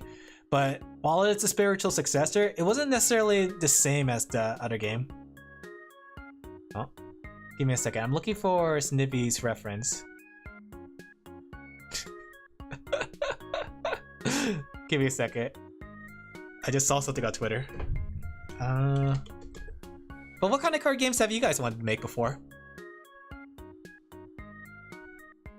Any card game in particular you guys wanted to make? I just want to make sure I get Snivvy's cloak right. There we go. Vice Baby. Weiss Baby? You want to make a Weiss Baby game? Or do you mean like you play Weiss? Wolfenstein has a TTRGB? Oh. It's sort of like Shadowrun. I know Shadowrun had one too, and it started off as a tabletop game. Just wanna make a Vice-like. Yeah, I think Weiss is an actually interesting game. Like, it's very interesting because the way I kind of see it, like, I always thought of like how Pokemon is supposed to be a Pokemon battle, Yu-Gi-Oh is supposed to be like a shadow duel, Magic the Gathering, you're casting spells at each other. It's the best game. Yeah.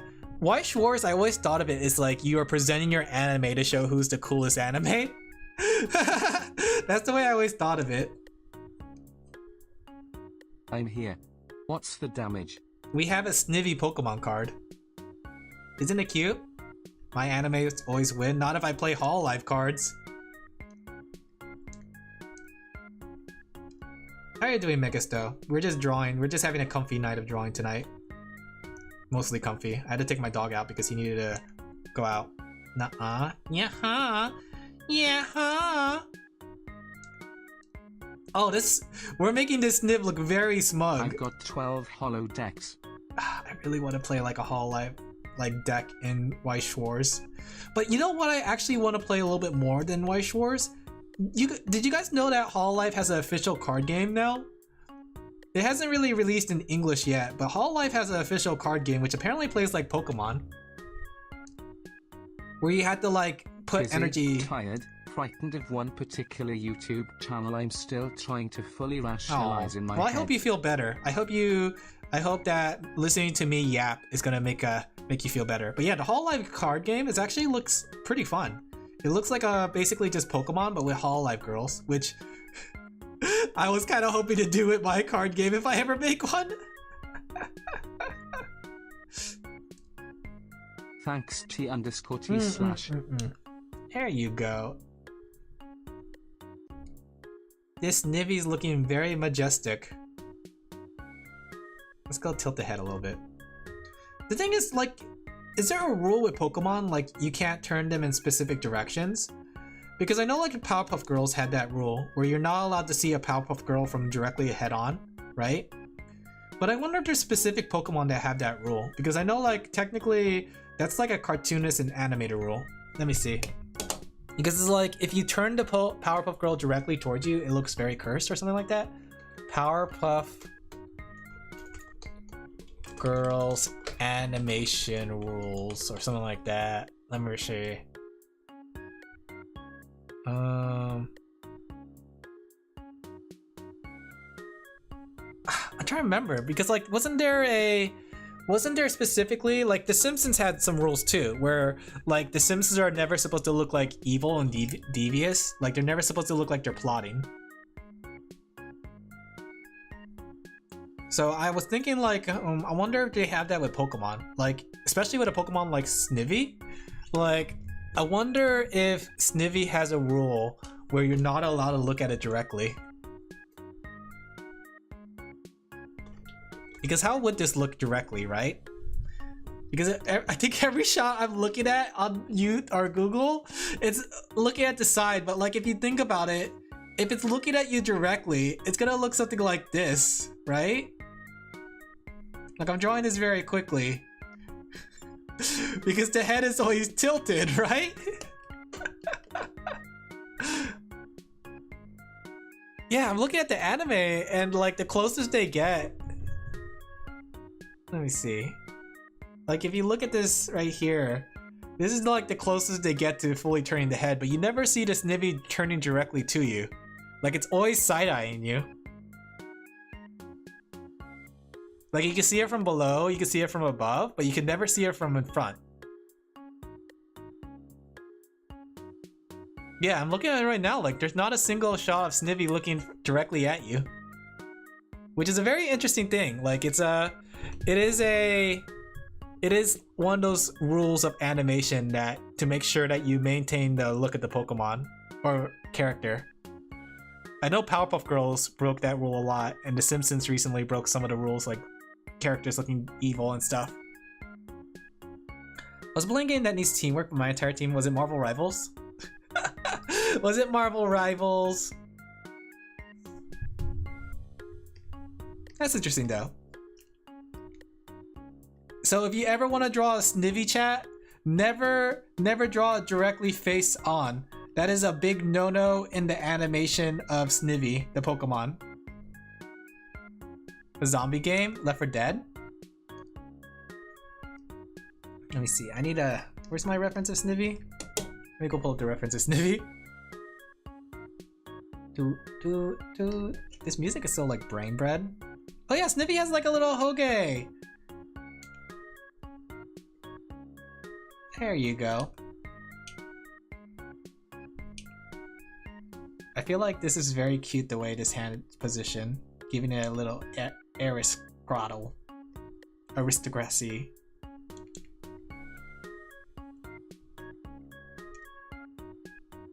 We had like 10 people. Left 4 Dead only has 4. Oh. Okay, let's go ink this. And let me see, do I have... Just to make sure I accurately ink this. You know, there's something I probably should start trying to do. It's like pen stabilization. That way I can make much more cleaner lines. I don't normally use pen stabilization just to add my own signature to art in a way, because like my line weight and the way I draw my lines, that's part of my art style in a way. But I think I should start using stabilization more for things like this, where I'm doing like not necessarily something in my art style. That way I come with like cleaner lines. I'm always doing my life on hard mode, chat. I never take the shortcuts. Life always on hard mode.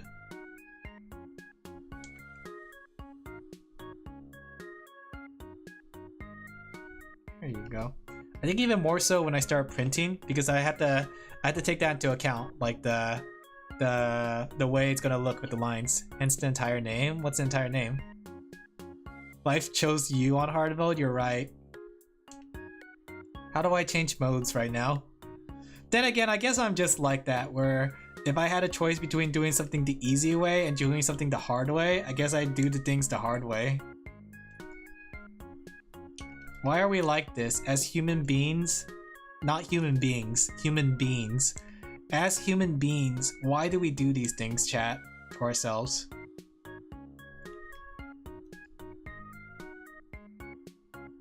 You know what I've been doing a lot more recently though? Because now that I have a printer, I've been printing a bunch of proxy cards for Pokemon.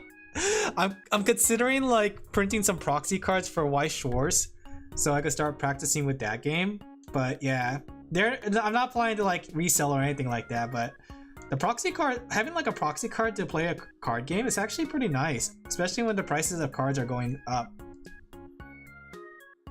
I do want the original one day, but for now, so I have a chance to play the cards, I'll probably just play with proxies.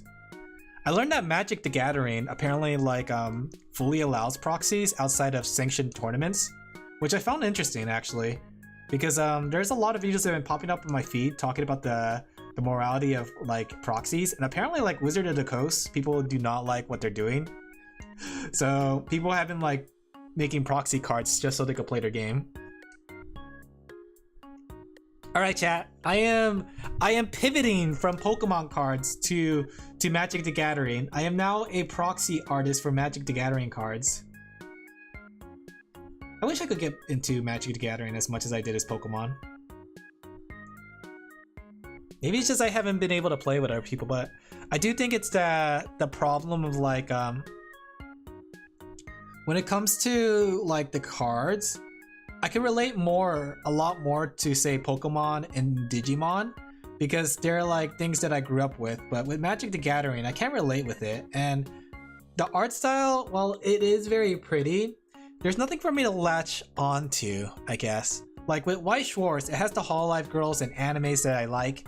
That makes it so that I want to collect those cards. With Pokemon, I like all the Pokemon, so I want to collect those cards. Same with Digimon, right? I think the same thing happened with Force of Will. Like Force of Will was a game that I liked the gameplay of because it felt like Magic the Gathering. And I liked the cute cards, the design of some of the cards. But I didn't really have anything to latch onto because like it was like a completely new franchise and I'm building up a new love for it basically. And that's why I didn't really stuck with Force of Will as much as I did other things, like say Pokemon TCG. And even if I could come back to Force of Will, I wonder if it's still there. Like, there's another card game called Grand Archive, which I had my eyes on from one of the anime expos. But I feel like it suffers from the same thing. The gameplay is good, the art of the card is good, cute anime waifus, but there's nothing for me to latch onto. It's just like Tamagotchis, because like in Tamagotchis it's the same way, where I can play the Digimon V-Pets, but I don't play the Digimon V-Pets because I like the gameplay. I play it because of the Digimon. So in other words, like when it came to Tamagotchi, I couldn't really bring myself to like Tamagotchi as much as I did the Digimon V-Pets. Despite it having more features and more like interaction with your little guy, right? But it's like, I don't recognize little Squibbly Wibbly. Squibbly Wibbly has not made their way into my heart just yet, and I'm not committed to Squibbly Wibbly as much as I am, say, Agumon. It's interesting. I think it's like, it is the factor that keeps people like coming back. It's like, do you have something that you can latch onto, like a character, something in the game that really pulls you in?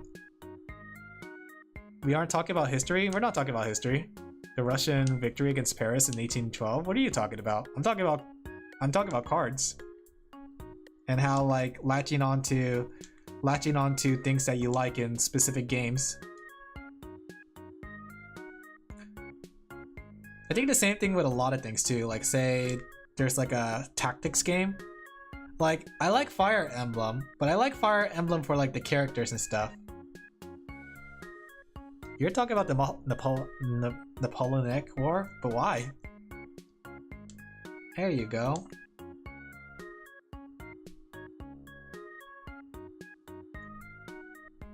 I wonder if I should use a stronger outline. mean, I'm not much of a Pokemon guy, but I recall that when Snivy was introduced, 4chan/v/ preemptively gave it the name Smugleaf and it stuck even after he was given an English name.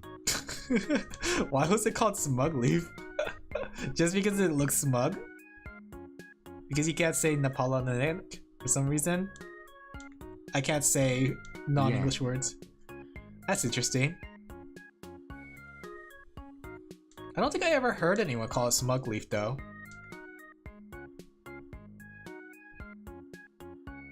I think you're the first one I heard call it Smugleaf. I heard people call Sprigatito like the weed cat, but I never heard anyone call this Smugleaf. Cinnamon? Cinnamonon. Cinnamon! I'm thinking back to those old like commercials of cereal where it had like the, I think it was like, was it the one where they had the cereal eating each other? Cinnamon Toast Crunch? And he's like, yeah man! Cinnamon Bond!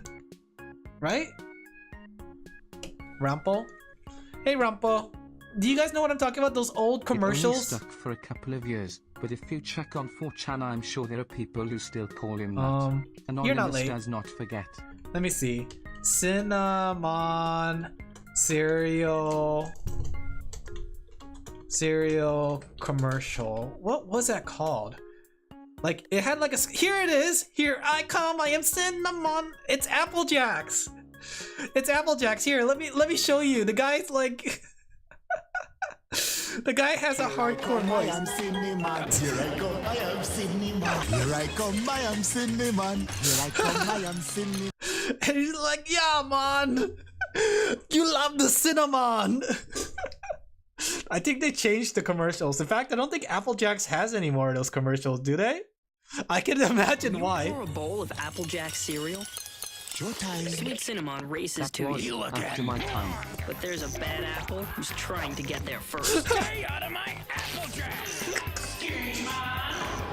Here I go. I did it! I did it! Here I come, my cinnamon. I did Applejacks doesn't taste like apples because the taste of sweet cinnamon. It's the winner, man. It's the winner, man.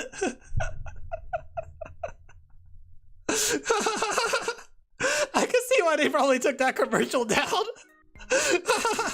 Here I come, my cinnamon. Say it with me, Napoleonic. Yeah, man. We only want to eat the cereal. Here I come, my cinnamon. Man, they don't make cereal commercials like they used to. Do you remember that? Do they still make Cinnamon Toast Crunch cereals or commercials where they have the cereals eating each other? Or did they take that down too? Like, I feel like that was a fun like gimmick with the Cinnamon Toast Crunch cereal commercials.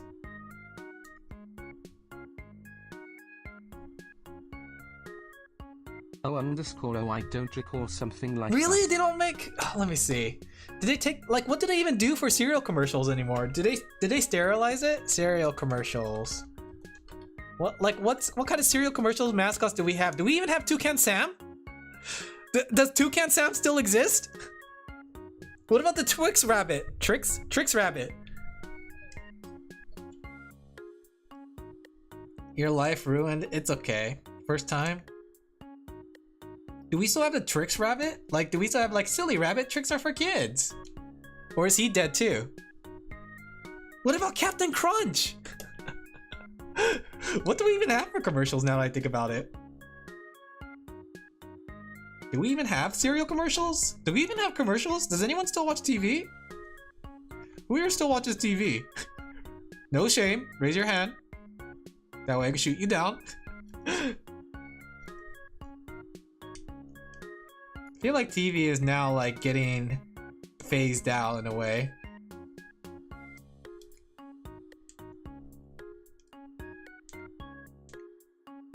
There we go. It hurts. It's okay. First time.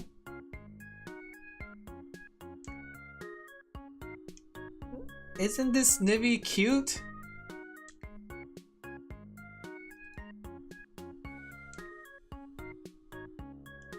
Melt into a puddle of goo. No, it can't be. It melts into goo. It's okay.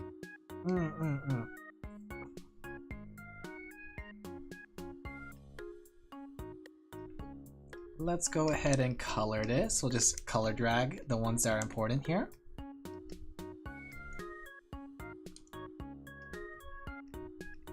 Snivy is a very green Pokemon.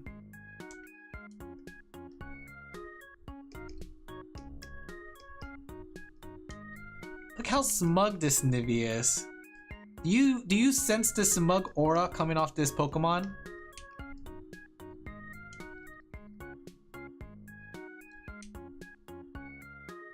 Naps. Oi.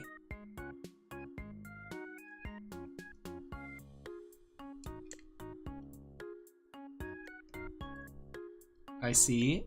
What are you doing, Tiffany? What are you saying? What are you saying? Are you okay, Tiffany? Are you alive still? Are you breathing?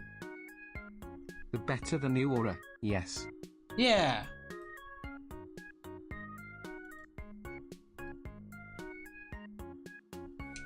There we go. That looks pretty cute. Oh no, I forgot to close this part up. Napoleonic. You maybe stroke out for a second. I think there's this one's more of a all-knowing one. I mean, the cloak makes it look like that. Okay. Let's go to like draw a line here. Can't wait to test out printing with this one. This one will be interesting to see what it looks like if I test print it. My brain couldn't comprehend. It's okay. How often will I have to use Napoleonic? Other than the ice cream.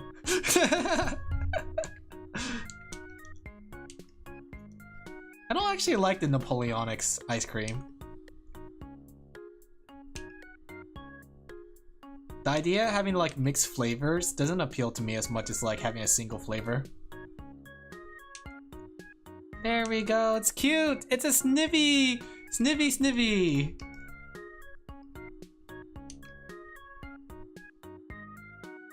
Let's see. We'll just color sample. I'm lazy at this particular time. But yeah, today was like a pretty like interesting day. I had to do a lot of things today. And then I also learned the printing, so maybe I'll print some more like cards later on, like some proxy cards to play with on my own. But I also want to learn to make my own cards one day. Made the ice cream, I actually forgot. Did he really make the ice cream? Doesn't sound like he made the ice cream. Was it his favorite ice cream flavor? That's why he liked to, that's why they called it the way it did, because it's his favorite. No, he didn't. Sounds like a story what that would be though. Man loves ice cream so much that he made it a flavor. Okay.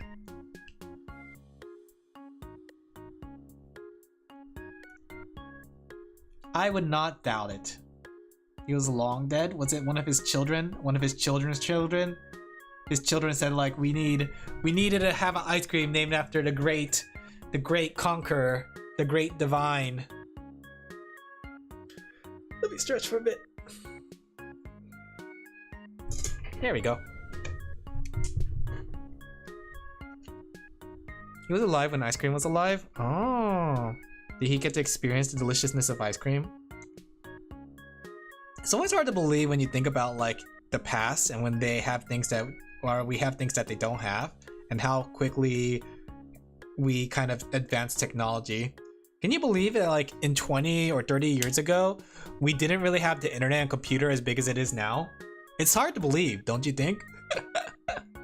Like, there's a theory about like exponential speed of technology, because once technology gets so advanced, it starts advancing itself in a way, right? And they even said like there's going to be a point in technology where it advanced so quickly that humans cannot keep up with it. It's a scary thought when you think about it, don't you think? Well, we're setting the stage for things to accelerate again after we've been stalled for so long. Yeah, exactly. So like we're reaching a point where like internet or like technology will accelerate at such a enormous speeds, and we won't be able to keep track of it. Imagine that, right? Imagine that you're just here and you're just like, you're scrolling your phone, but like in the future the iPhone is actually in your eye, like Futurama believed it to be, right? Or maybe like in the future the phone is like integrated into your arm, right? You never know, honestly, at this point. So long as we pay attention, I think we'll be okay, no matter how high the acceleration is. It depends, because like I'm starting to feel like I'm starting to understand like why grandparents and mom and dads, they always struggle with keeping up with the computers and technology, because it can be overwhelming when you think about it. Because for them, you have to imagine how it was for them. Essentially, they were alive at the advent of the internet and how big the internet came now, right? They didn't have it growing up, and it's not something that just was there when they were born. They had like cassettes, they had like CD players and things like that, but they went through like several types of medias before they got to what we have now, which is a streaming service. That's kind of hard to believe, right? We went from VHSs, cassettes, to CDs and DVDs and Blu-rays, to no physical copy at all. which can be argued. I do think that physical copy can be nice. I do think it's nice to have a physical copy. 1812 Overture isn't made in 1812, in 1870. We gotta fix that. We can't keep calling these things the way they are. I don't remember what color I used for Snivy's hair. This will have to work. Okay.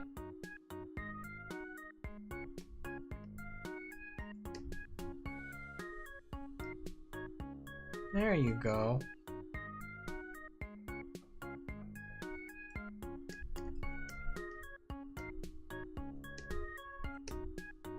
Look at this cute bird. Very cute bird. You can own a physical copy, but not a digital one, not unless NFTs actually get used for what they were supposed to be used for. That's a silly thing when you think about it though, because like, isn't NFTs not really essentially, how should I put it? Wasn't the original existence of NFT not supposed to go anything beyond just like pictures and stuff? Or am I wrong? Maybe I'm wrong. Love the Sniv. Yeah, Sniv is cute. Look at this Sniv, this little smug bird Pokemon. Almost done with it. We'll finish this one up for tonight, then we'll call it. I don't remember what Sniv's hair ribbon looks like. I'm just gonna have to like take a guesstimation.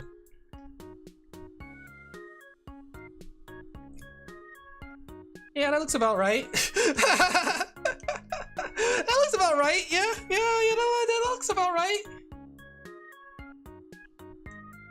NFTs were supposed to be used to ratify contracts over the internet.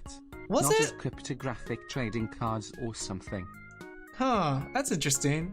I never understood the appeal of NFTs because like technically you could say that it's a digital version of something that you can keep permanently, but at the same time it's like it's only as physical as, you know, your computer or whatever space you have it in.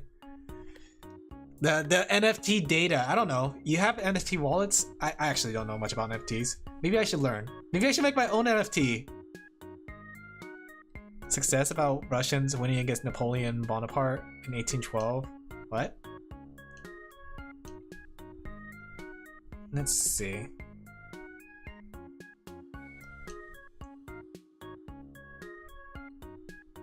Can't wait to make a Pokemon of all my VTuber friends, turn them into cards. I'm capturing their souls. Your souls are going to be captured, chat. Overture? Hmm?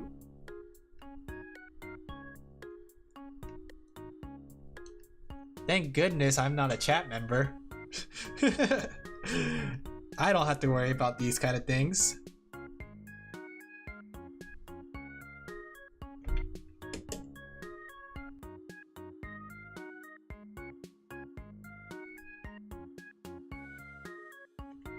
Help me. Help me. Help me.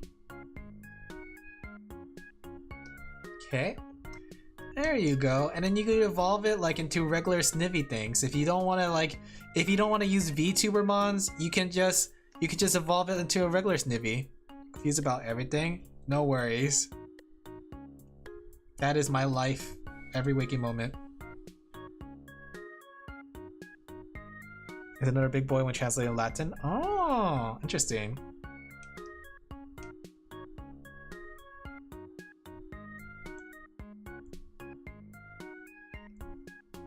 Can't wait to test print this card. I want to test print the card so I can see how it's gonna look. I wonder if I should try to like match the original pace of the thing, because they use a different kind of brush for coloring. But maybe I shouldn't. Maybe I'll just like do it in my own style. You know what? I will be me. And I will just do what I feel is right. Acrylic is originally made for Bulgarian. Ah. You mean acrylic or acrylic? Is acrylic a different thing from acrylic? Was it named after acrylic himself? He got so haughty he decided to make acrylic. He was like, not just acrylic, it's acrylic.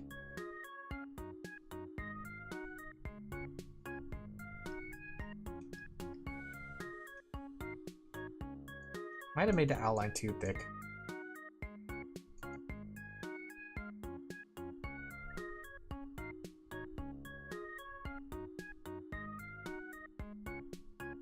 There we go.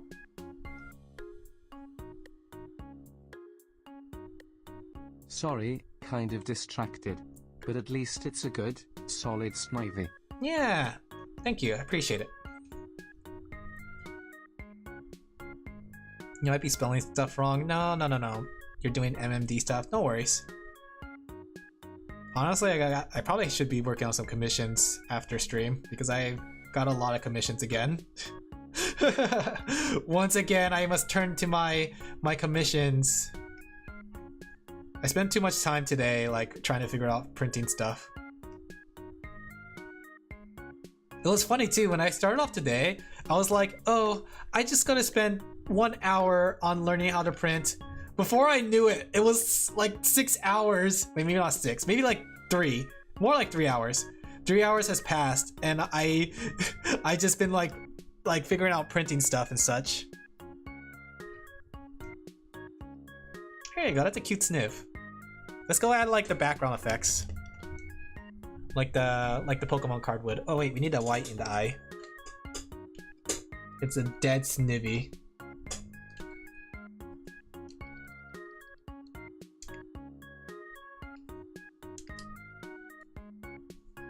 Honestly, I kind of wish I could make like a Pokemon like Croneko. Maybe I should start like coming up with my own style. You know, like you guys know what I'm talking about with Croneko, right? I showed it before. Let me see how Croneko has like some really good Pokemon designs that they feel distinctly theirs, but they have their own like specific design style. Boop, boop, boop. Like if we look at Croneko's style, like the eyes in the Pokemon are their art style. Anyway, whatever happens, happens. Take your time. Assuming he stays on, this guy hasn't been in ages.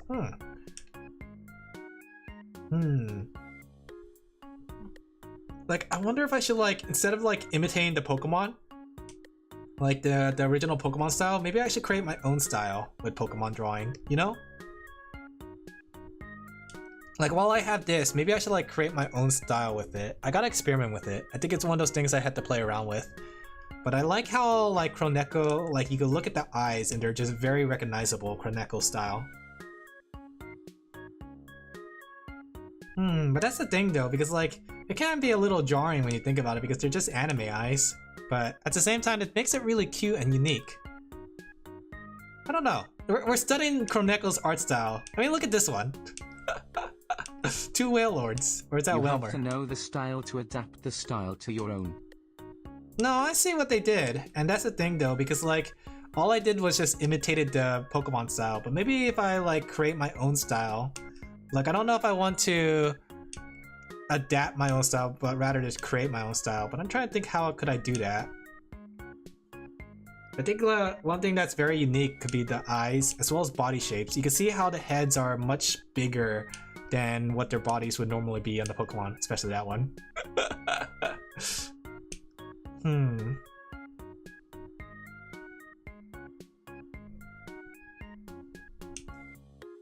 I'll think about it. I'll see. Because I do like, well, I do think that this came out pretty good. It looks like a Snivy, but it's just a Snivy with hair. I wonder if there's something I could do to push it further, you know? I think it's things like this that make you wish you kind of can push it further, so I'll see. I'll see. Came out cute though. Have you seen Ken Sugimori's art outside of Pokemon? Yeah, I It have kind of actually. brings the whole concept of pocket I monsters regret- into context. I regret not actually buying the art book. Like my biggest regret with Ken Sugimori is that I didn't buy the art book when I saw it at Anime Expo, and now that art book is going for $150. Why didn't I? I was like, but I could probably find this book. Yeah, I was thinking Good like, gods. yeah, I was thinking like I could find this book another place. I didn't need to buy it here. Oh, how wrong I was. And I could buy it for like what? Back at the expo, it was only on sale for like $40, $50. But I already bought too many art books and I was like, oh, I shouldn't buy this one. But no, regrets. Regrets. That's it? No, don't say that's it. Now I have to buy it. Like, let me see. I was looking through it too and I was like, oh, this is Ken Sugimori, the one that made the Pokemon. But yeah. Here we go. It's $150. Oof. $150. I mean, that's expensive. You shouldn't buy it. But it's gonna go up. I should have bought it when it was like $45 at the expo. But now, like, the book is like, ooh, I suppose that gives you an excuse to excel so you can earn the money needed to buy the book. It's a really nice art book too, because it shows not only their like art as when they did Pokemon, but the manga stuff that they did too. And I loved it. It was really good. Here, let me show you the art book. It looks like this. And I remember seeing it everywhere in Anime Expo 2014, 15? And I was like, oh, I should have got it. I should have got it. I should have definitely got it. Yup, that's the one. Let me go check eBay. But I bought this one. You know what's the sad thing too? I was like, when I was at Anime Expo, I was weighing like, should I buy the Ken Sugimori book or should I buy this book? Yo Yoshinari, right? And while this is a really good art book and like it has like a lot of like great things that helped inspired me,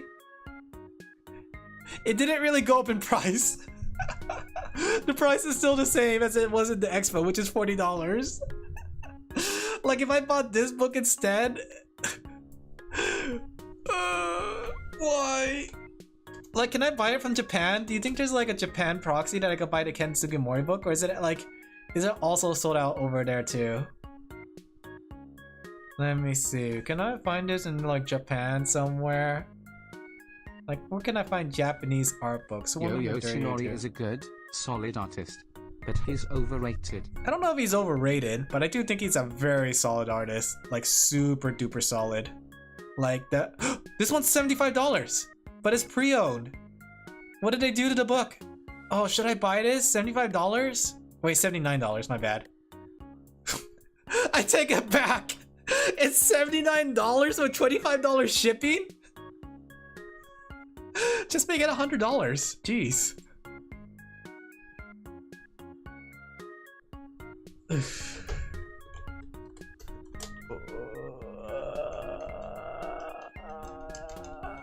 Why? How could this happen to me? I made my mistakes. Just save up the money for it new and buy it new.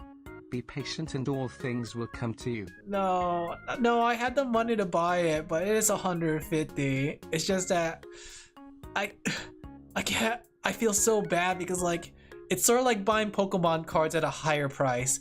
You're rewarding these scalpers for buying the books and reselling it at a higher price. You know what I mean? I kind of don't want to give in to the scalping market, but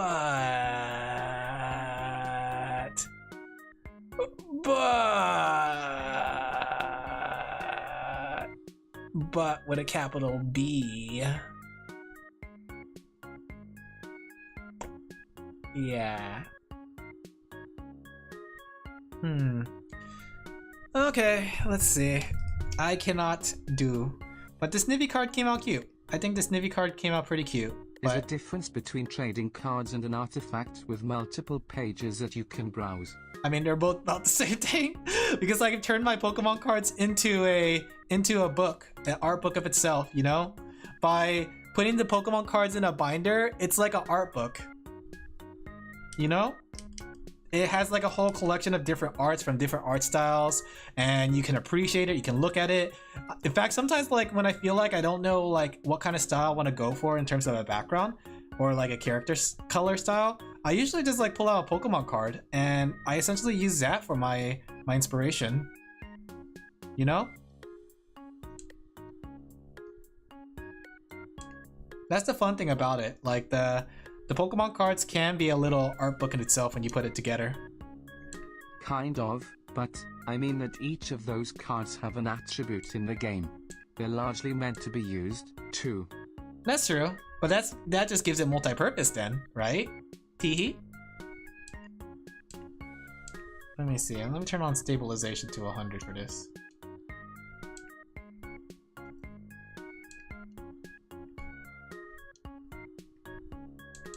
Let me me get a radial ruler for this.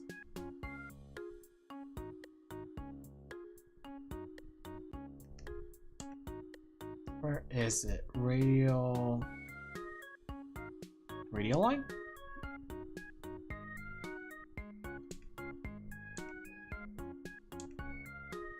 Okay. Sporadic randomization.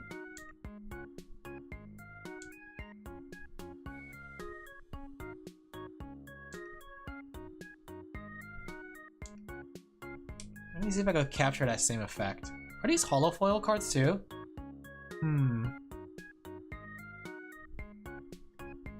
Maybe I can always just do like what the A old book Pokemon. is meant to be absorbed, browsed and cherished as an heirloom, whereas the Pokemon card game can go away tomorrow and invalidate your card's play value entirely. I mean, I can still play the cards. I can still play the cards.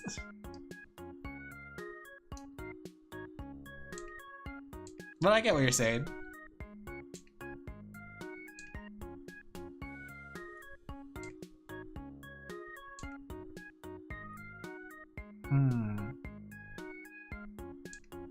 I don't think I'm doing this right. I'll have to observe. I have to like take a look at it.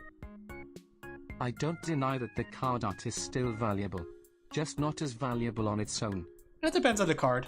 But yeah, I know like some cards go for more than what that art book goes for.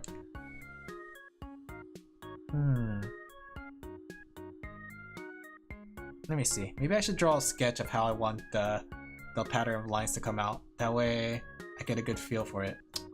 Gotta get a good feel.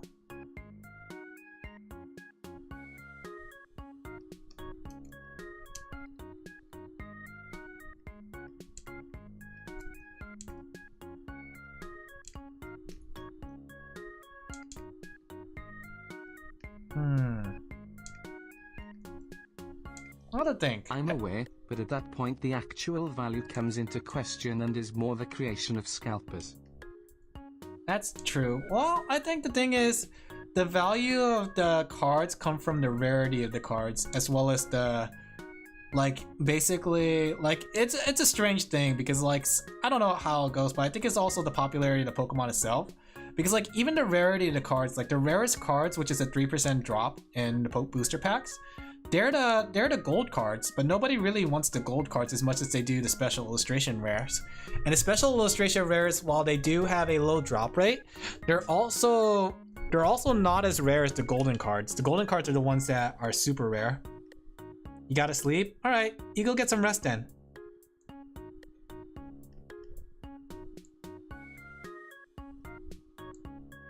Let me see. I'm just trying to get a feel for this. But I need to eat nonetheless. No, I get that. In fact, I should probably get going soon too. Do the gold cards carry a stat advantage? Is that why? No, the gold cards don't carry a stat advantage. They're only for glamour. Like, the thing is, here's how Pokemon cards do their card system, right? Their card rarities. And I really appreciate it because that makes it so like I could get the cheapest cards to play.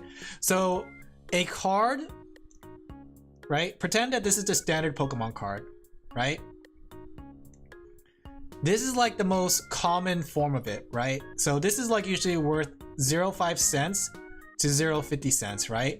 And this could be an EX card too, which is very strong, powerful monsters. These are the cheapest playable forms. The next one up is the illustration rares. These are the cards that have like a full art illustration where it shows like a really beautiful art of the Pokemon, right? These ones actually go surprisingly cheap. These are like probably like $2, maybe even less. Like the ones I've been buying were like 70 cents to $2.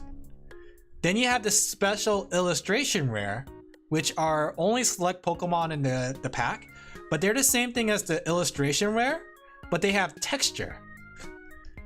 They also have like really beautiful art, but it could be argued that some of the art from the illustration rare is just as good. But honestly, they have better art supposedly than these ones, right? But I think they're both on par. But these ones are the ones that go range from like say $30 is what I know is minimum to sometimes okay, $700. So it's a finished thing, just like Yu-Gi-Oh. It is kinda, but the thing is like I remember in Yu-Gi-Oh, some of the playable cards can be hard to find.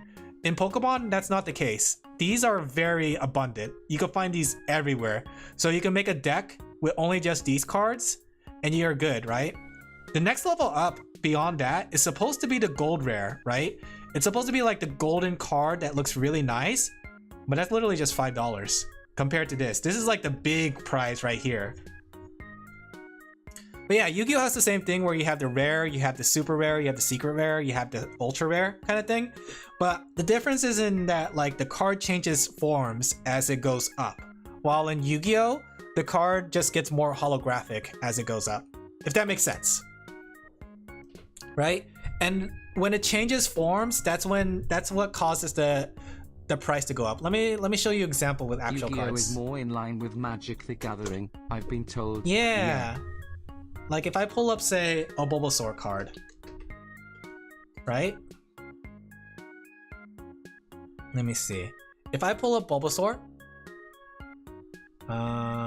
give me a second. So this Bulbasaur card right here,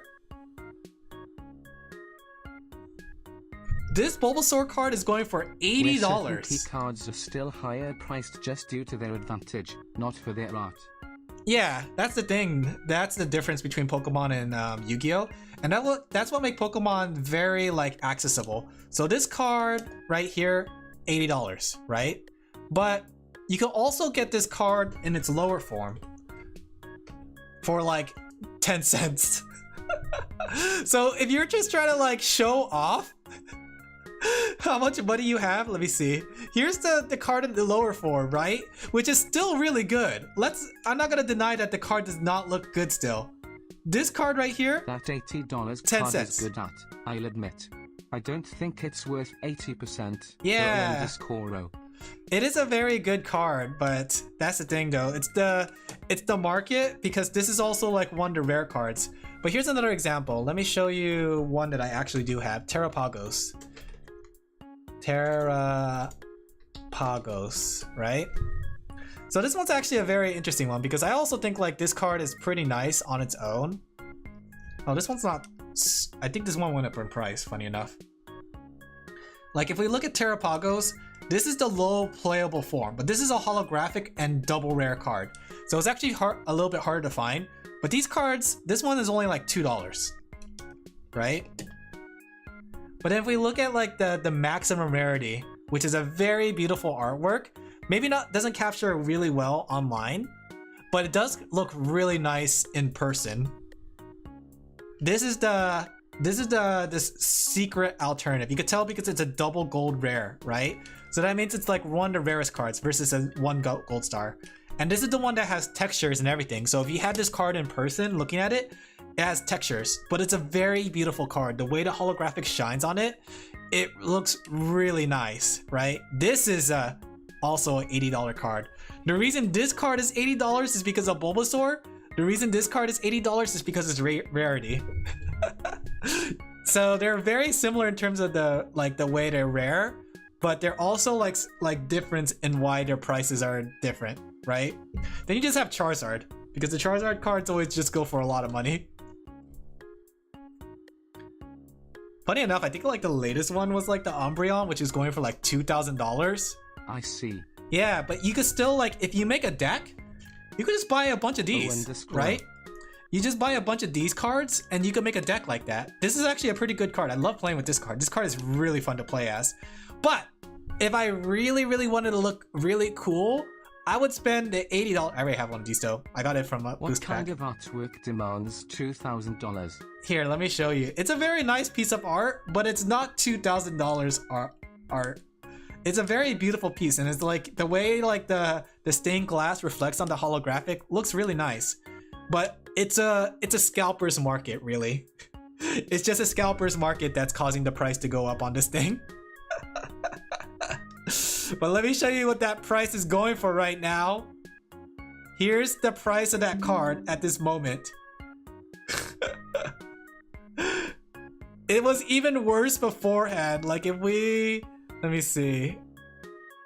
If I remember correctly, when it first debuted, people were trying to sell it on eBay for like $20,000. You're trying to pay for the card for the price of a down payment of a house. Here's another card that goes for like thousands of dollars. I'd imagine so. As the supply increases, there'll be no choice for the scalpers but to drop the price. That's the case. Like, it was like 20,000 beforehand, but yeah, I don't think anyone's gonna buy it for 20,000. Here's another one. This one also is a supposedly $1,600 card, right? It's a nice card, right?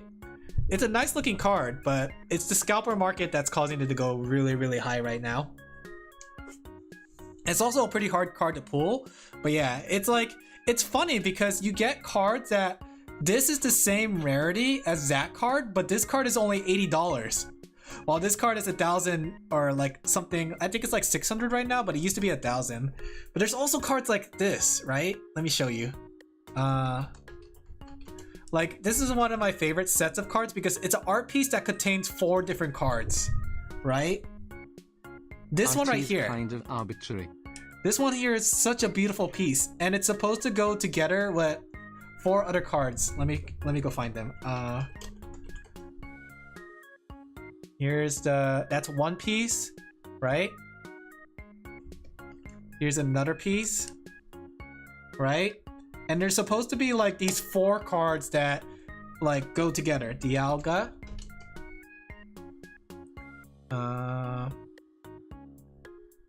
They're very beautiful pieces, honestly. Like, the fact that they could fit this on a card, crazy. Super crazy. Here's another one. And then there's Palkia. They look even better in real person, like in person, like if you hold it in your hand, because of the way the holographic like enhances the card look. Alright. There you go. So how this is supposed to work, and I think you know who Arceus is, but if you don't know who Arceus is, he's supposed to be like the creator, right? And then Giratina is supposed to be like the demon, right? The piece is supposed to be something like this, where you have like, when it's all put together or something like this, left side, right side, and then hell. It's such a really nice looking piece, I swear. Yeah, I get it. And these are in the gold rarity class. No. Suppose. This is the special illustration, right? This is also $80. Let me show you what the gold cards look like. Because the gold cards, they aren't actually that good, and that's part of the reason why they're probably not as, like, even though they're technically rare, they're the rarest of cards, right? They're called hyper rare, and they have the lowest chance. Those 4 are genuinely pretty. Yeah, here's what the gold cards look like. I mean, the holographic on the gold cards are nice, right? But that's it. Like, compared to these cards, they're nothing.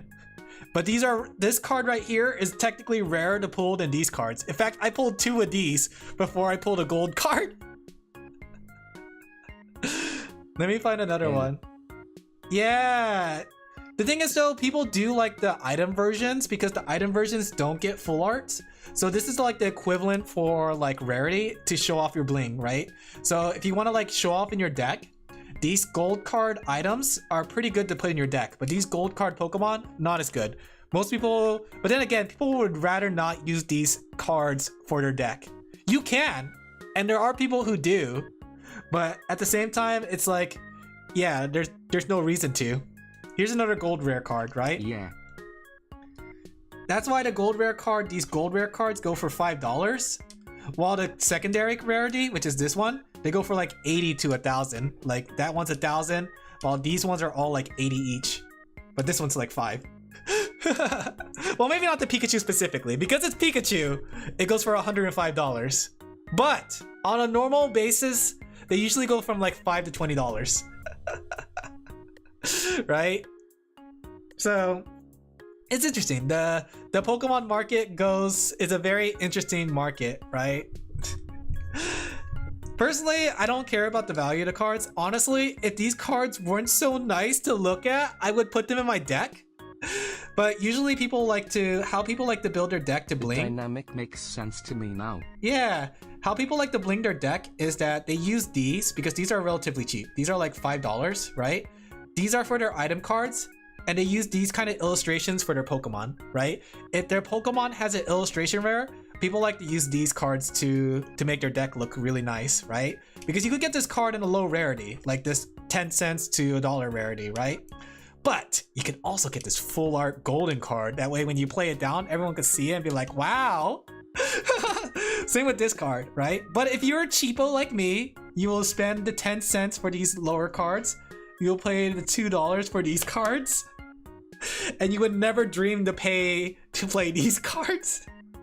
These cards are display cards. You have to have the guts to damage these cards. The explanation. No worries, I love talking about it. I think it's pretty funny when you think about it, like how the card market works. And I do think that Yu-Gi-Oh! And Magic does take benefit to having their cards be rare, and actually do be rare for like specific card effects that are powerful.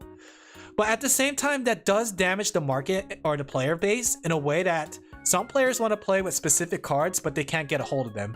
Right? And that's what I learned about the proxy market and how prevalent the proxy market is, because some like dual land cards from Magic the Gathering are really expensive because they don't have a cheaper version of it. Yeah. So that's why I kind of appreciate it, and people do say I agree. Yeah. Stuff like Master Duel makes it easier on the average player, though. I remember too with Yu-Gi-Oh! I think it was like Soul Savant, which was a mandatory card for Dark Magician decks. Never really got reprinted, and the price of it kept going higher and higher. It got reprinted recently, but apparently like it was after the card like started getting power creep or something like that. That's what I heard about the card game though. But that's why I appreciate Pokemon, and people really do call Pokemon like one of the cheapest games to play, thanks to the fact that you can just jump into the game like this. Those things do happen. Yeah. Yes.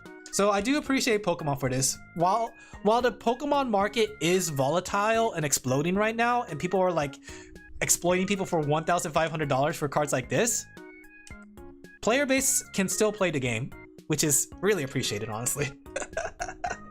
And you know what's the best part about this functionality? Because people are opening packs like crazy to get these cards, they are literally getting thousands of these, and these are like flooding the market, which is keeping the price of the cards very low. Yeah, it's fairly even. Yeah. So it's like this weird balance that worked its way out to help the player base and the collectors, essentially. Granted, like right now, nobody could get a hold of any packs, but at the very least, the player base are happy because like there's a new card in the newest set, Prismatic Evolution, and while you can't get booster packs, people are pulling out Badoos like crazy. Because it's a common card. Let me show you why this card is so dangerous, right? So, you know what's funny? This card may be $1,500 card, or let me go back to the other card. Where is it? The Umbreon. Where's the Umbreon? This Umbreon right here, wherever it is, it's like $1,500, but it's not a very playable card, right? You want to know what really is a playable card? Let me show you the Harbinger of the End, Destroyer of Metas, Badoo.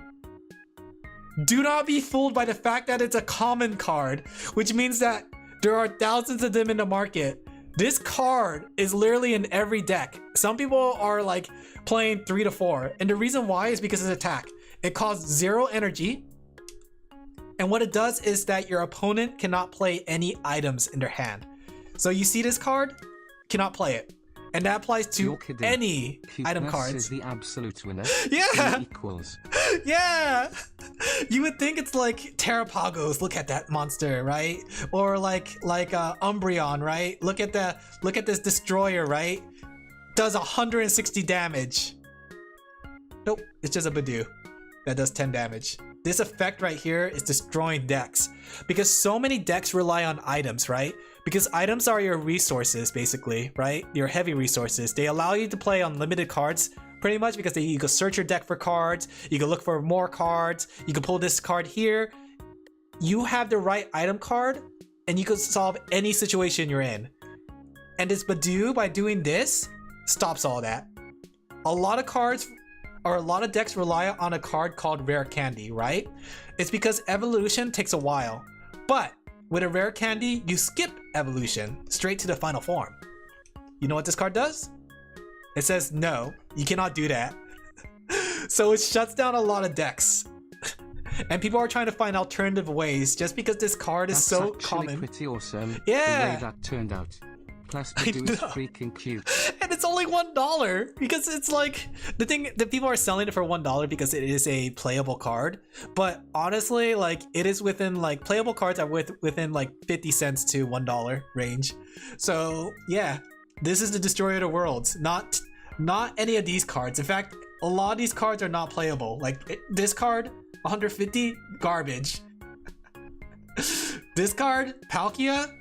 Well, maybe this one's actually a really good card. No, maybe that's a bad example. This one, it's an okay card. This one, that one's an okay card actually too. This one, it was good for when it came out, but it's not as good as it is now, right? But this card, every deck needs it. Umbreon, not a very good card. Do you see where I'm getting at? This common card, this card that you have a 75% chance of pulling in a booster pack. Yeah.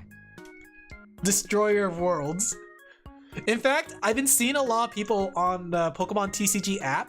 Whenever you play this card and attack first, some people just like forfeit immediately. That's how destructive this card is. People are like coming up with counterplays just to stop this little guy. I love it. It's just a hilarious thing. But thank you guys for coming to my TED Talk about Pokemon cards. There's some things I probably like skipped out on, but you know what? This is a Spark Notes version, you know? Like you don't come here because I'm a Pokemon tuber. You come here because like that. Says you shall not pass. Exactly. But yeah, we should end the stream here. I'm a little late on my stuff. I need to actually get going right now. So, I hope you guys enjoyed the stream, right? I don't know if I'll raid somebody. It's a little late for me. Maybe I'll just drop you guys off. Let's see who's online to drop off. Okay. Hold a second. All right, sure. I don't think I have anyone online that of interest, any targets. Okay. Good. Let me see. I'm looking if there's any targets right now at this very moment. Target locked on. Fire! Colonel! Did you see that? Mission just ended. Oh, perfect. I'll just jump off here. I think it's easier that way. So, I hope you guys enjoyed the stream as much as I did.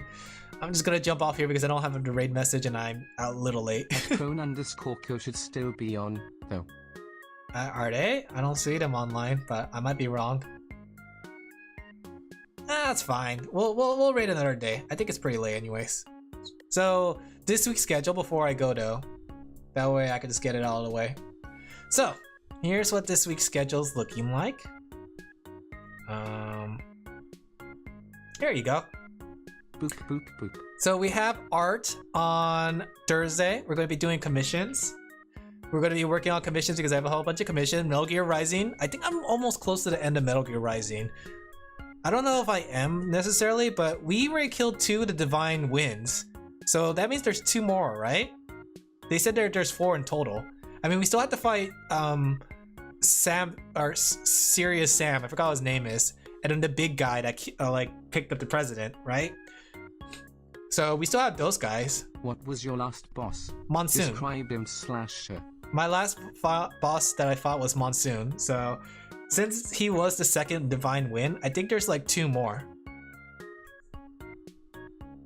But yeah, and then Saturday, I'll be playing Monster Hunter Wilds with Saren. The thing is though, I might not stream it on my end because my computer might not be able to handle it, but I will play it up with Sarantira. She's going to be streaming on her side, so I'll redirect you guys to her side. Okay. And I'll record my side. You're about a third through. Oh, really? That's even further than I thought. I guess the game, like, the game is very short then, if that's the case. What happened to about, like, avenging the president? It moves quick, though. Yeah, it does move quick. But yeah, so Monster Hunter Wilds will be on Saren's channel on Saturday. I will record mine. I'll see if I can record it. Hopefully I can. And yeah, Sunday I'll be doing some Plutonia. because I have bloodlust, such a lust for revenge. But I hope you guys enjoyed the stream as much as I did. It was a lot of fun. I got some things to set up. I got some commissions to work on, and yeah, I got some more things to test out with printing. Thank you guys for coming. I hope you guys enjoyed, and I'll see you guys Thursday. Bye guys. Take care. Bye bye bye. Bye bye bye bye. Go be free, chat. Go be free. Go be free. Free. I'm not raiding anybody. Go be free. Bye. Take care. Have a good night. Or morning. Or afternoon. You know what? Have a good night. Even if it's the afternoon, it's never too late to take a nap.